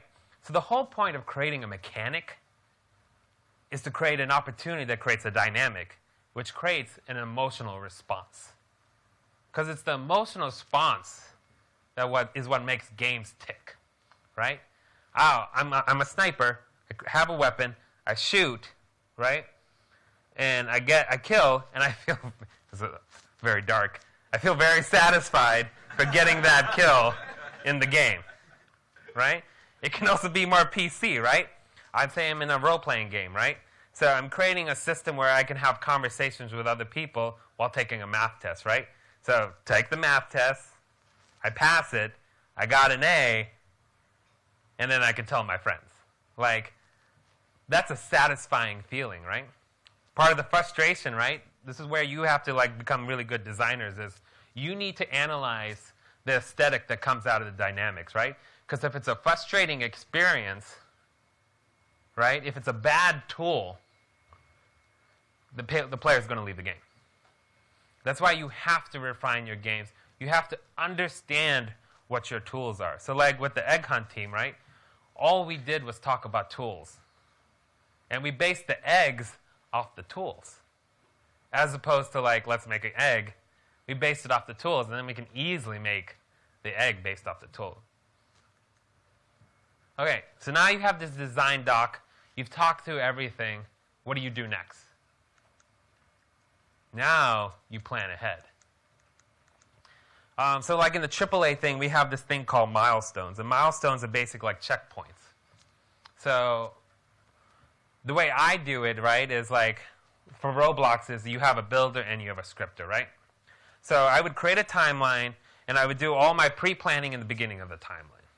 Next, I would try to do, what are we trying to build, right? So I would have the place built that the action is happening in, right? Because the builders come first and then the scripters. Because then the scripters can see the environment you're creating. And then the way I also do timelines is once I have this place built, I try to like separate things out in vertical slices.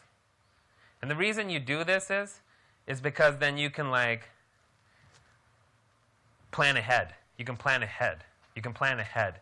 And then if something's not working, right, especially if you have something harder, right, you can do it early on and see if it works as opposed to later on. So example, for Heroes of Roblox here, right, we had 4 different powers. We started with the first power first, or the hardest power first, which was electricity, and took more development time, but that wasn't done till level 4. But we started with it first. But I had the builders starting on the first one level, and because we knew we could do that power easily, and then by the time the 4th one was done, level 4 was done. So it's these things that can help you like plan ahead, keep tasks, and like it even gives you like a way to like stay motivated, right? Because like if you're just freestyling, the word I learned today, like you just lose. How many people have like abandoned games and didn't finish games? Yeah, I know. How many games in the custom and sales games have I abandoned? 1, I have a boss. 2, I have sponsors that would get angry at me. 3, we have deadlines. We have timelines. Why would I'm no different than you, right? You need to set timelines. You need to set milestones. You need to set vertical slices. You need to see yourself as AAA developers. Your concurrence is higher than any AAA games. Your games are just as fun as any other game. Why would you not do the things that keep them organized? So I will always preach timelines and deadlines. You need to hold yourself, your team, to these deadlines.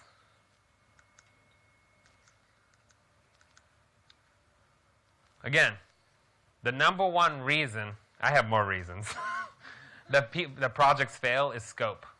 Scope means like you plan something too big and you couldn't get it done. The other second reason, especially in Roblox, is communication. You have to communicate with your teammates. So the interesting like phenomenon with Roblox is when I started in custom games, I would use one scripter/builder. Can we guess how many now I use for the last Heroes of Robloxia and for the holiday custom game? Yeah, Mo knows. It's 8. We have a UI person. We have a music person. We have 3 scripters. We have 3 builders. So the way AAA works is, right, the more people you have, the bigger game you can create. But the more people you have, the more problems you have.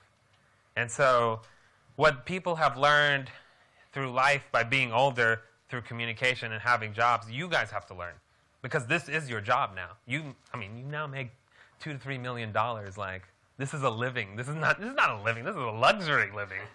Like, I had to just, like, play cards and watch my parents play cards. That was so boring. I would be playing Roblox. But, like, you have to communicate with each other. You have to tell that person what you're working on and what you're delivering. And that's where you guys have to evolve with your team communications. And on our parts, we need to do better of, like, creating systems, creating studios, creating environments for you to cooperate with other people. Too big. So a great way to manage your scope is what's the minimal viable product, right? So here's a secret with custom games. I know the minimum we need to ship. I will never tell that to Moat. I will never tell that to the other developers, but I know the minimum. So the reason that matters is, like, say you're getting behind schedule, you start cutting off stuff.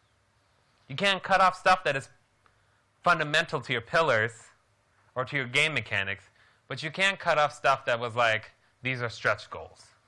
So you have to have in mind, like, what is the essence of your game and what it is that, like, if you ship this part, that'd be good enough. So another secret, like for Heroes of Robloxia, we were getting behind on the boss level. So I moved the prize to the 3rd level because I knew the 4th level was buggy. Because I kept everyone happy because, like, oh, we got the prize.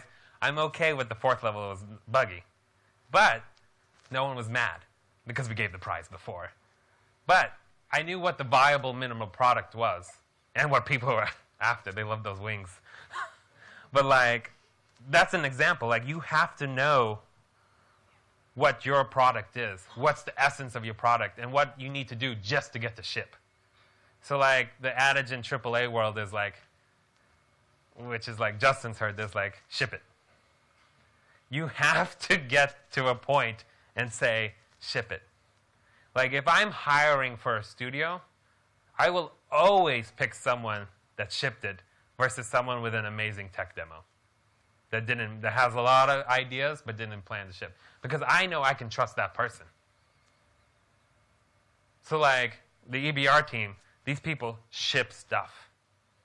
So I knew I could trust them because they knew the minimum valuable product. Like, you guys have to realize this, like, just shipping is an accomplishment.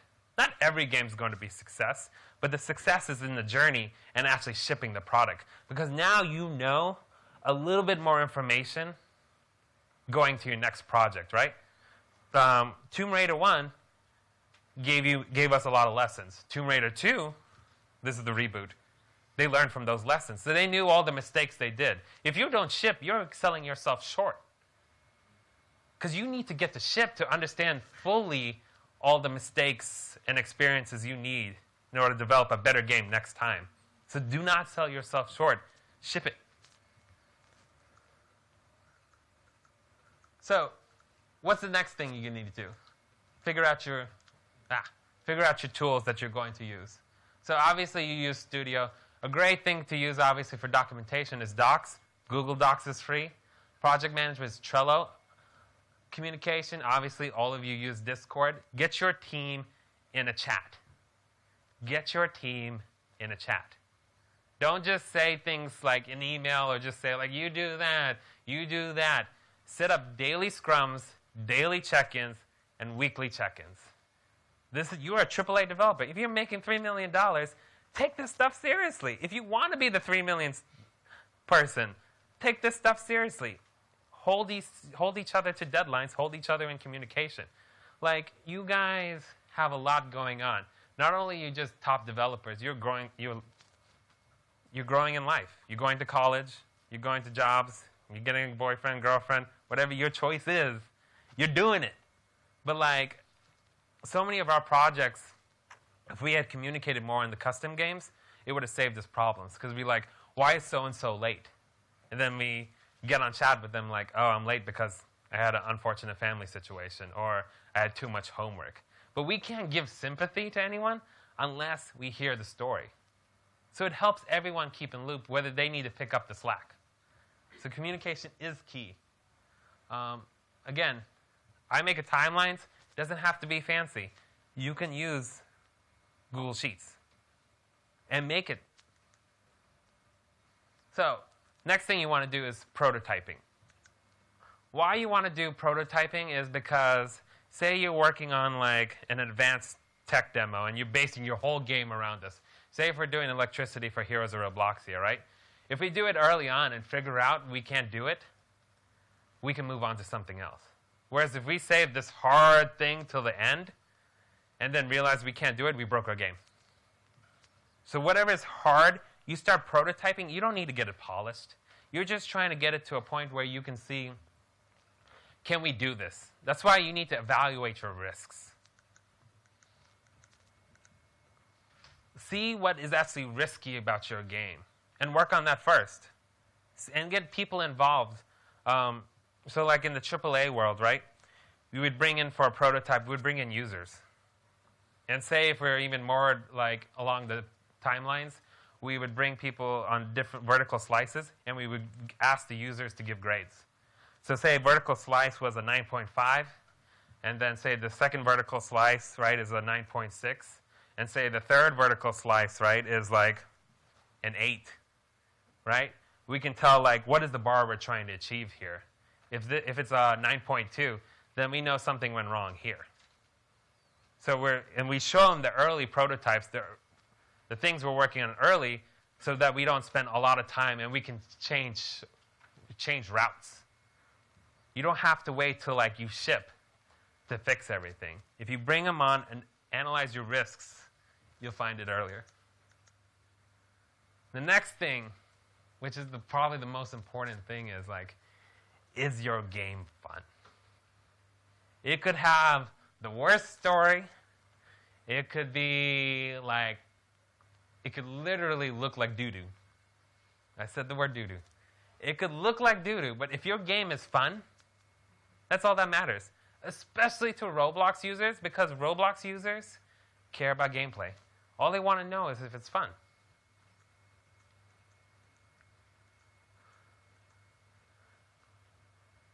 You should have your friends play. You should have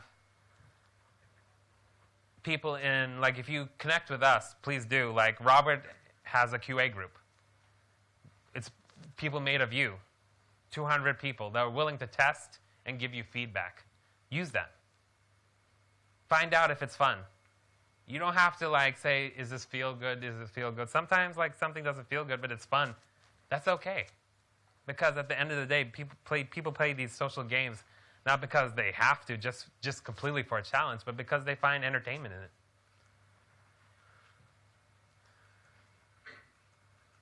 So I'm running out of time, so I'm going to go through this fast. A good way to like help your development is making it tunable. So like if you can adjust things on a global level, on a micro level, it only helps you out. So like again, health is the example here. So if I want to change all the health of all the zombies, I have a macro to do that, a variable. If I have a second thing for a particular type of enemy, then I can just change that variable, and it's faster, right? So the more you can like increment and add these like variables on all of your scripts, the easier it is for you to change when you do bring users in. The next thing you should think about is your gameplay loop. So when you're coming in for an accelerator, incubator thing, the first thing I look at is your gameplay loop. It should make sense. Like, what are you doing? So this is Dodgeball, right? You spawn in the lobby, you play around, you earn XP, you level up. You should be able to, like, boom, boom, boom, boom, and tell us about your game. Because then you can see, like, what's the incentive? What is the action? What's the mechanic? What's the reward, right? Because if you're not rewarding, you're not doing great on progression. And then what's the result of that? And if that is fun to somebody, that's how you do retention. This should be why someone will keep playing their games. Someone plays Phantom Forces, right? They play around, they get to upgrade their guns, they add skins, they earn XP, they level up. Everything should be boiled down to a gameplay loop, and every game can be. So another thing that when you're looking into games is progression. So like one of the things I used to hear when I first came to Roblox is like, hey, I don't understand how to play this game. That's okay. It's a Roblox game. They'll pick it up. And that sort of works, but that's horrible game design. You need to like onboard people, because onboarding people is what helps player engagement. Because for you thinking all those people that just keep playing because they stuck through it, I guarantee you there's 10 other people out of that one that said, like, I don't get this, I'm out. I'll go on to the next game. So, like, tutorials are a great way to get people on board. So, again, talk to me offline. I'll give you great ideas for that, and make sure they're skippable. That's my only other hint. Is like, if you make it skippable, people can, like, who are advanced users, can go straight into the content. And some people just like going straight into a game. Another thing, especially for Roblox, is this is how you stay on top. You push updates. So, like, keep that in mind. When you're updating a game, you should have your rollout plan, your DLC plan in mind. So if you know you're a linear game based on a lot of content, you need to have a lot of builders and scripters that are ready to deliver that content out. Or if it's a gameplay loop that's simple, like say if it's Assassins, you need to have someone who's a content creator to create you different knife skins. And that's your update, right? And then next level for updates, you need to update your icon. Because that's how all the top games do it, right? If they have a fidget spinner update, right? What do you see on their icon? A fidget spinner next to Jailbreak going. I'm doing this thing. I don't know why this is popular, but yeah. But they're smart enough to realize it, right? And they update their icon. Because people want to come back to your game. Monetization. Man, I wish I had more time for this. You should plan for this in the start. The reason this matters is because then you can base a lot of your gameplay around this and plan for what people will actually buy. So I have 5 things. This is not on the slide, so if you want to take notes, you can. So this will be quick. So number 1, for monetization, onboarding is fun. The reason people will play your game is because they find it fun, and they're more likely to spend money. Increase your difficulty gradually, right? If your game is already hard or already easy, they're not going to stay in your game. Thus, they're not going to pay money. You should reward your players. So they do something, they get rewarded. That's going to increase your likelihood of getting monetization because they got a reward, so they'll keep playing for the next reward. The longevity of your game is number 4. So the more replay value you have, the more likely they're going to spend money on your game. And then the 5th one is remind your users of good updates that your game is coming out with. So you always, the number 1 rule with monetization is player engagement. So the more you do these things to make your game sticky, the more it'll actually bring monetization, right? So first-person shooter usually gets 30 cents on a dollar, 30 cents for every returning player that comes after the first day. And it's based on the stickiness that they'll end up paying more money.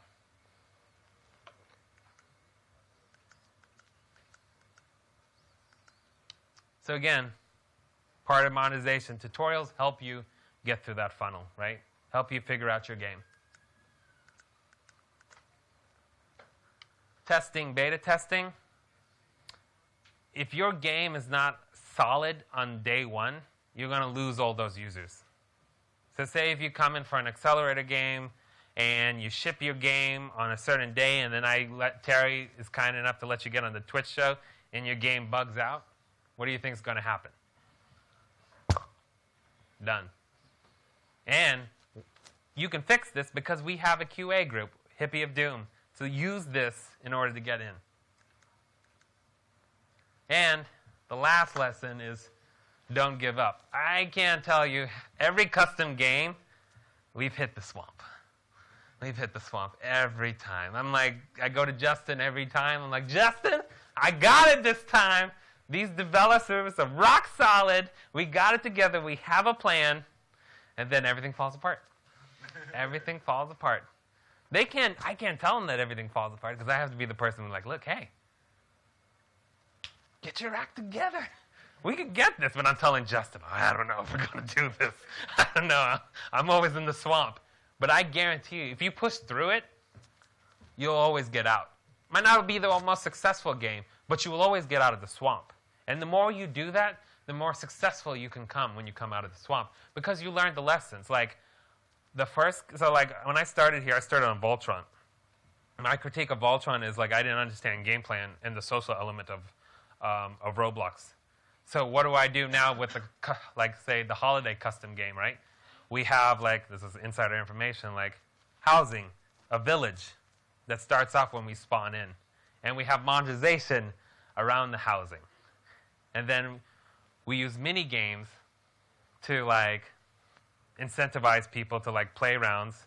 And then we have narrative that keeps going. These are all lessons learned from past failures or past struggles.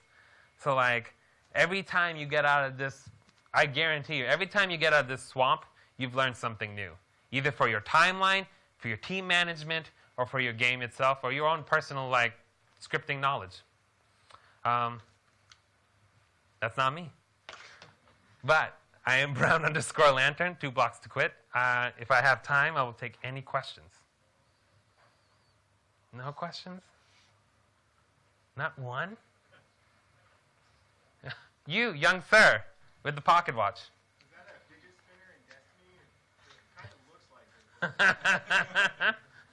No, it's not a fidget spinner. But I wouldn't doubt there wouldn't be a fidget spinner sometime soon. Any other questions? So I'll double up with one note for like fun. There are two aspects of fun. One is like attachment and mastery. So the more someone is attached to your game, the more likelihood they'll find the game fun. And the more they have like a sense of mastery, and mastery means like they can get better at your game, right? If your game is just plain out easy, this is the dichotomy, like what you're trying to balance. Because game design is all about balance. If it's too hard, people are frustrated and give up, right? If it's too easy, people get bored. So that's all I have to say. Thank you very much.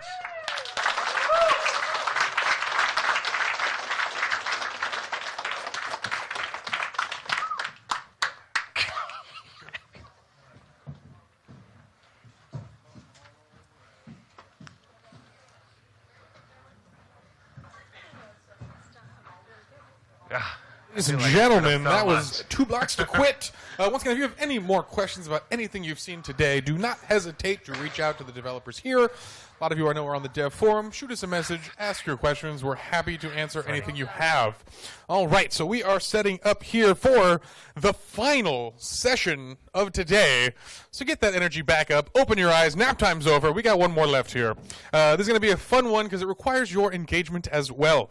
This will be an engineering Q&A panel with a wide array of engineers here from product to web to studio. So part of this will be from the questions all of you submitted online. If you didn't submit a question, that's all right, because the second part of our questions today will be live from you guys here in the audience. So I'm going to explain this a little more, actually, but I want to be fair and know if we need to wait for the back room to clear, and then when we start this session, I'll give you guys a couple more details on how it's going to work. But for now, we will take a couple seconds here to at least breathe, maybe do a jumping jack, and call it a day. But then we're going to start this panel pretty quickly here, so now we are running a little behind. All right, give us 1 second.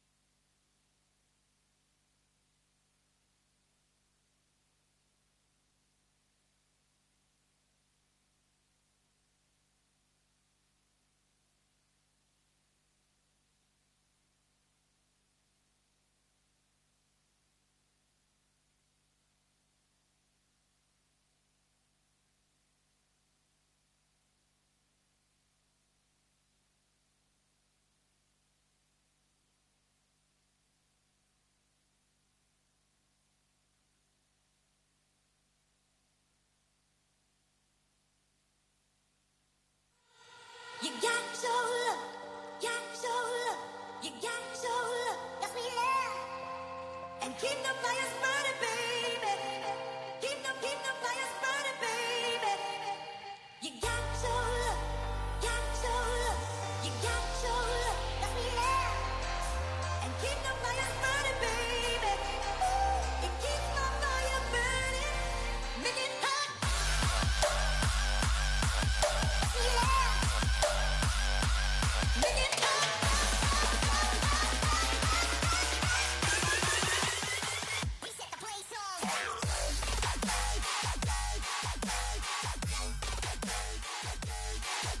Everyone, find a seat and settle in here. We're going to be starting the Q&A panel shortly.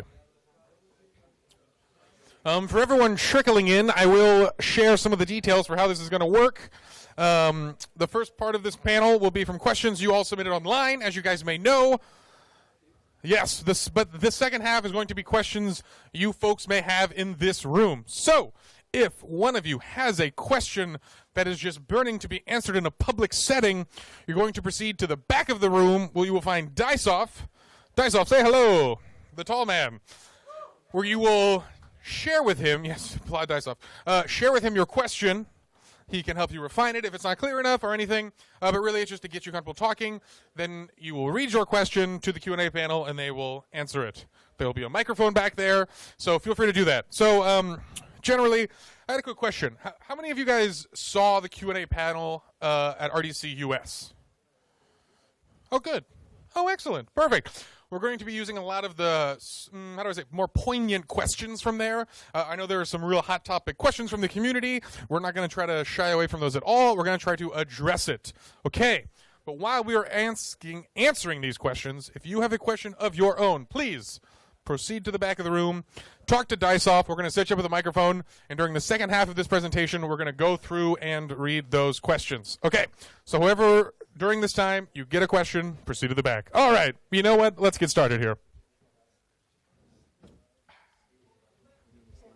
So the first thing I want to do here is go through real quickly and have the three panelists up here introduce themselves, their role at Roblox, and generally what does they do. So we're going to start at the end here with Matthew Dean. All right, I'm Matthew Dean. I'm the product manager for studio and developer services. So I help design what features we work on for the game engine. So I'm Arseny. I guess I'm the director of awesomeness. Yes. That's actually an official title like that would be interesting. I should check it out. Maybe it's possible. Yes, I work on a lot of the client features and a lot of the internal technology that drives client, studio, and mobile. I'm Isaiah, ostracized on Roblox. I'm a director on the platform team. I help out with a variety of the different project groups that work on the web backend, web front end, mobile front end. All right, so we're just going to jump right in here and go with some hard-hitting questions from the community.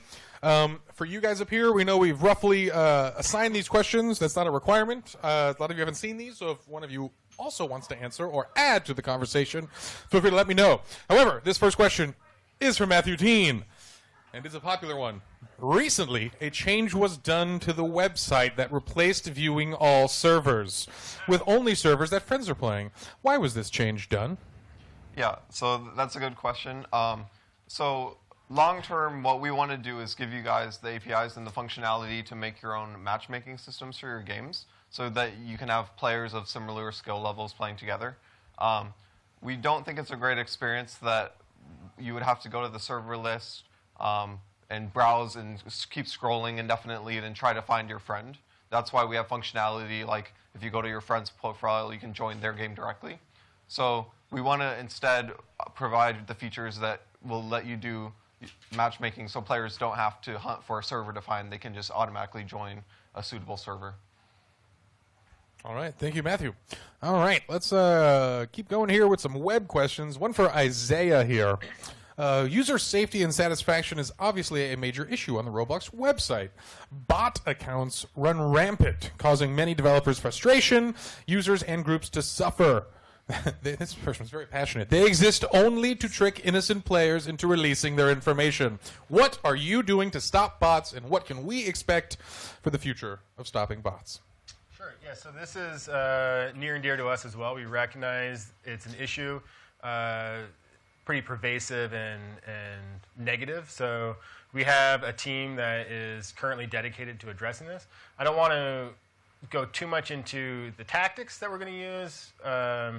Hopefully we're able to keep some of that internal, and that gives us a leg up. Like, it might give us a competitive disadvantage to publicize how we're going to approach that.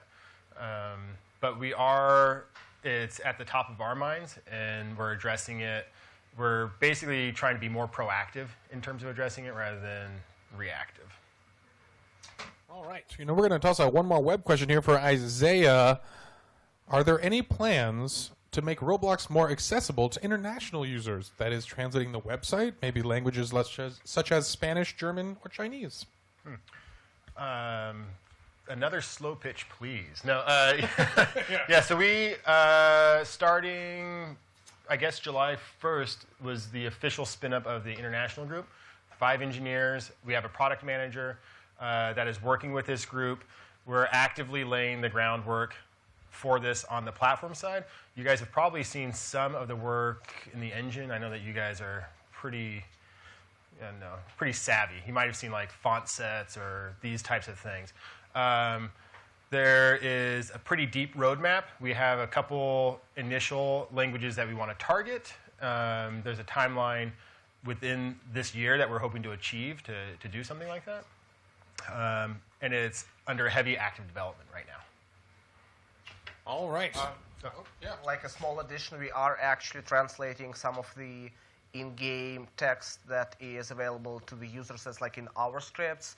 The help menu, the settings, backpack, like all of that. So there will be more on that as well inside the client stack. Awesome. And while we're talking to Arseny, let's jump over to some client and studio questions here. Arseny, here's a direct one right for you. If the new GPU lighting-based methods become live, what will happen to lower-end hardware such as non-Tegra mobile GPUs and integrated graphics? With the new CSG solver coming soon, will any triangle optimization tools be added? A little kind of a two-parter there. That's like 2 questions. Yeah. So the first question, right? So we have released the prototype. The prototype is great. The prototype also currently only works on like mid-range to high-end desktop, laptop type devices. So the question is, what will happen to other laptops? What will happen to mobile? So the answer is the reason why the prototype is the prototype is because we probably have a lot of work to just make it faster without compromising quality. We have a lot of work to actually use the quality level slider that we have to dial down the lighting fidelity and to get back performance. And also, I think fundamentally, so if we are talking about the really low-end platforms, like we are talking about iPhone 4, odds are the new technology will not really work on an iPhone 4, so we are figuring out a way how to more seamlessly transition between the two. This might involve some small improvements to the current lighting engine as well, and also some technology to like go back and forth easily. So the second, can you repeat the second one? Yes, absolutely. CSG triangle limit? With the new CSG solver coming soon, will any triangle optimization tools be added? Oh, triangle optimization tools. So the short-term plan is to ship the new CSG engine with the triangulation that is roughly on par with the current one. The slightly longer-term plan is to make the better, so to have a smaller number of triangles output from the same operation without any fidelity loss.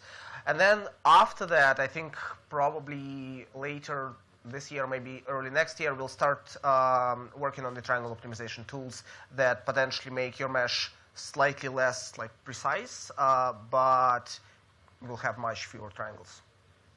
All right. Well, Isaiah, while we're talking about performance and optimization, let's keep going here. This is another multi-part question, so I'm going to read it, then let me know, and we'll go through questions one at a time. This is actually a really loaded question. All right. How does Roblox render 3D geometry? How does Roblox render GUIs? Why are GUIs so slow compared to parts? And will we ever get an improvement or faster alternative to GUIs? The first 2 questions are hard to answer. Yeah. Like, how does Roblox render parts and UI? I don't know. Through code. Through code. Yeah. Oh, thank you. All right. So yes, we render parts through code. We render UI through code, but this is not the same code. This is why sometimes UIs are slower. So the real answer is I briefly covered this in the earlier deck today. We have worked, and we have shipped some UI optimizations that just make UI rendering faster. And we will also be working on making fundamental improvements to UIs that don't change much. So expect news on that front, I guess. All right. Soon. TM. No TM. No TM. It's just coming soon. All right. Well, then, let's jump over back to some web and mobile questions. One for Isaiah here. Any plans to optimize the search algorithms on the site? This includes games, clothing, items, and everything in between.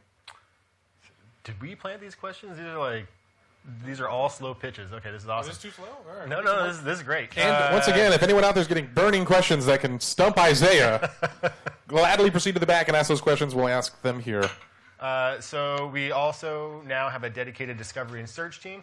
One of the slide decks earlier that you were presenting, improvements to the toolbox search. So we have a data engineering team that has basically been munging through, large swaths of what the, asset metadata looks like, looking for patterns. There's a pretty deep pipeline there, a lot of it around common misspellings.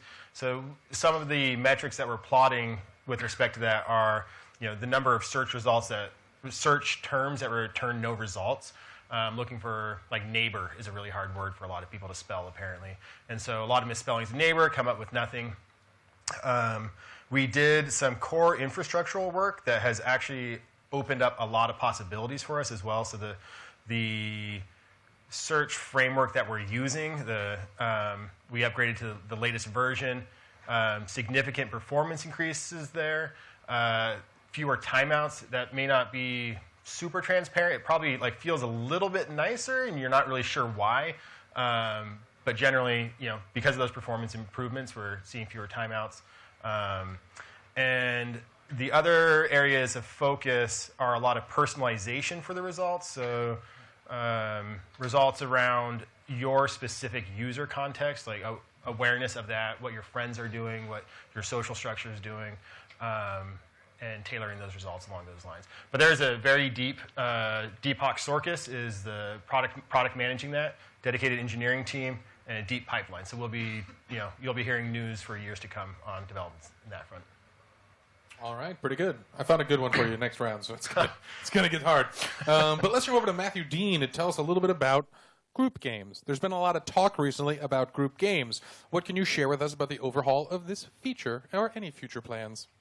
Yeah, so we definitely hear you on this one. A lot of you are telling us that you want a better way to collaborate with other people on your games. Like with group games, you want more fidelity on the feature access. Like if you have multiple games in a group, you want to be able to do payouts or do access on the per game basis rather than a per group. So this is definitely something we're looking into for the near future. He's quick. All right. Good timing on my part. All right. Matthew, while we're talking to you, got a quick question here. Are there any plans to allow developers to display group games they've worked on their profile page? What was the reasoning behind introducing tabs and the slideshow views? Tabs in the slideshow. In the profile page. Oh, okay. Yeah. So for being able to for a game being able to show who made it, we think is super important. Because with a group game, you don't get the credit that you would get if it was a game just made by a user. So this is something we are looking into figuring out how we can support somehow. And then the question about, so a while ago we redesigned the profile page, and with this we switched to a different visualization system for how to display your games. We haven't fully finished what we started there. What we want to do is allow you to configure what's on that page. So you could set up which sections are available. So if you're a developer, you could configure it so the very first section people see when they see your profile is your games. Or it could be your development group. So we want to give you the control over what people see there so you can curate the experience. All right, thank you. Isaiah. This was the number one question. What's up with the text filter? You were saving the tough ones. Yeah. Good one here. What's up with it? Yeah, it's a little rough around the edges right now, huh?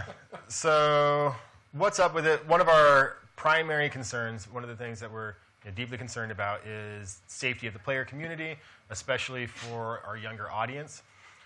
We introduced some changes to the text filter to enable that, and it's not where it needs to be. We're aware. We know that it's rough. We're working on it. We have, this is going to sound, I keep saying this, but it's true. We now have a dedicated engineering team for that.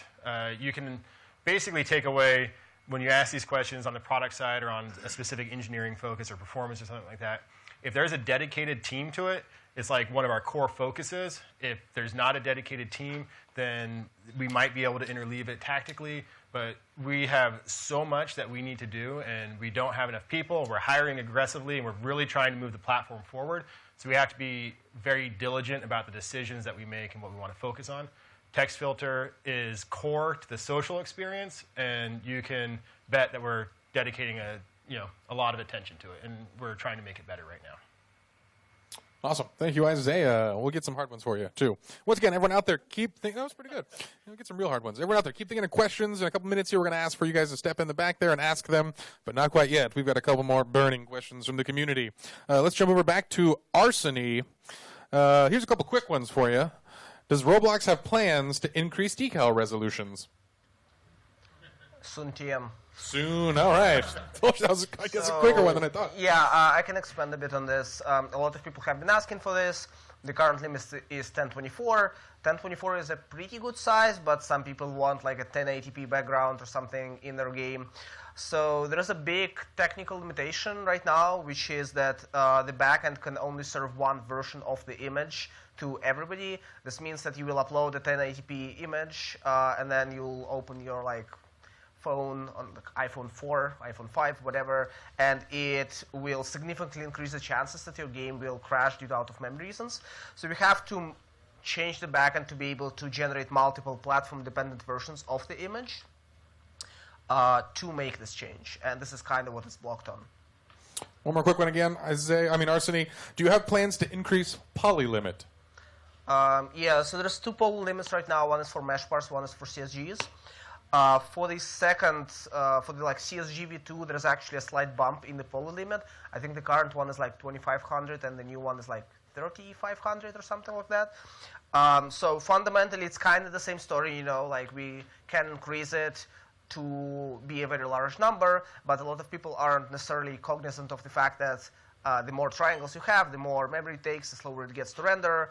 I've seen some screenshots on Twitter. It's like, yeah, your mesh has like 500,000 triangles, but the limit is 5,000. So we can't really unlock it completely. We are planning to work on technology that will automatically simplify the mesh and provide multiple versions with multiple triangle counts. So once that's live, you can expect the triangle limit to go up as well. Awesome. Thank you. All right, Matthew Dean, question for you. Now, this could be a better question for Laker, who I know is giving a presentation in the back, so let me know if you'd like to answer this one. What plans are there for the future of programs such as endorsed models? Will there be more featured content shown on the default model sort, and will this even be expanded further to meshes, decals, and audio? Yeah.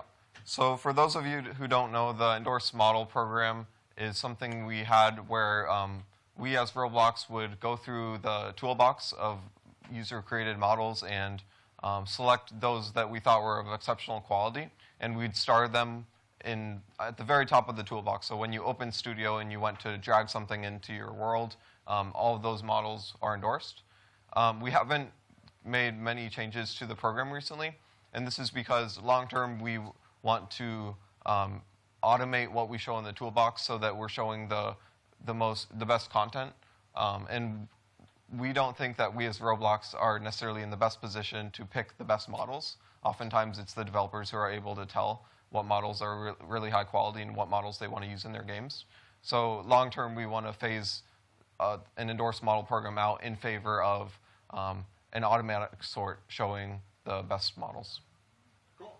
All right, Matthew, while we're talking to you, here's another question about Team Create. In the future, will we ever have the option to use live script editing with other team members while in Team Create? Yeah, so this is something we have looked into. We had a Hack Week demo pretty recently where someone had sort of a Google Doc style editing where when they're typing, you could see the cursor of someone else editing the script at the same time. And it looks very promising. There are some complexities involved, like we have to make sure that if you're editing a script and then you go to test the game, it doesn't break just because someone else is editing. And you wouldn't have to wait for the other person to correct their code before you could test the game. So there are things like that that we have to work out, but we're pretty favorable about the idea. All right, thank you. We're going to toss over one more question here to Isaiah before a quick announcement here. But first, Isaiah, where'd this question go? It's a good one. Ah, yes. How much traffic does the Roblox website really see compared to other major websites such as Steam or Netflix? Sure, great question. So I don't know the traffic volume of Steam or Netflix, but a reasonable proxy, a third-party, sort of like independent party that you could look at is the Alexa ranking, and they do that by country, they do that globally as well. Roblox the website is in the top 200 globally on their Alexa ranking. And that's like traffic, or what exactly is? Just so we know, I don't know. That's traffic and session time. Yeah, it's just basically popularity or whatever. Oh, okay, cool. Awesome. Great. All right, folks, so I'm going to make a quick announcement here.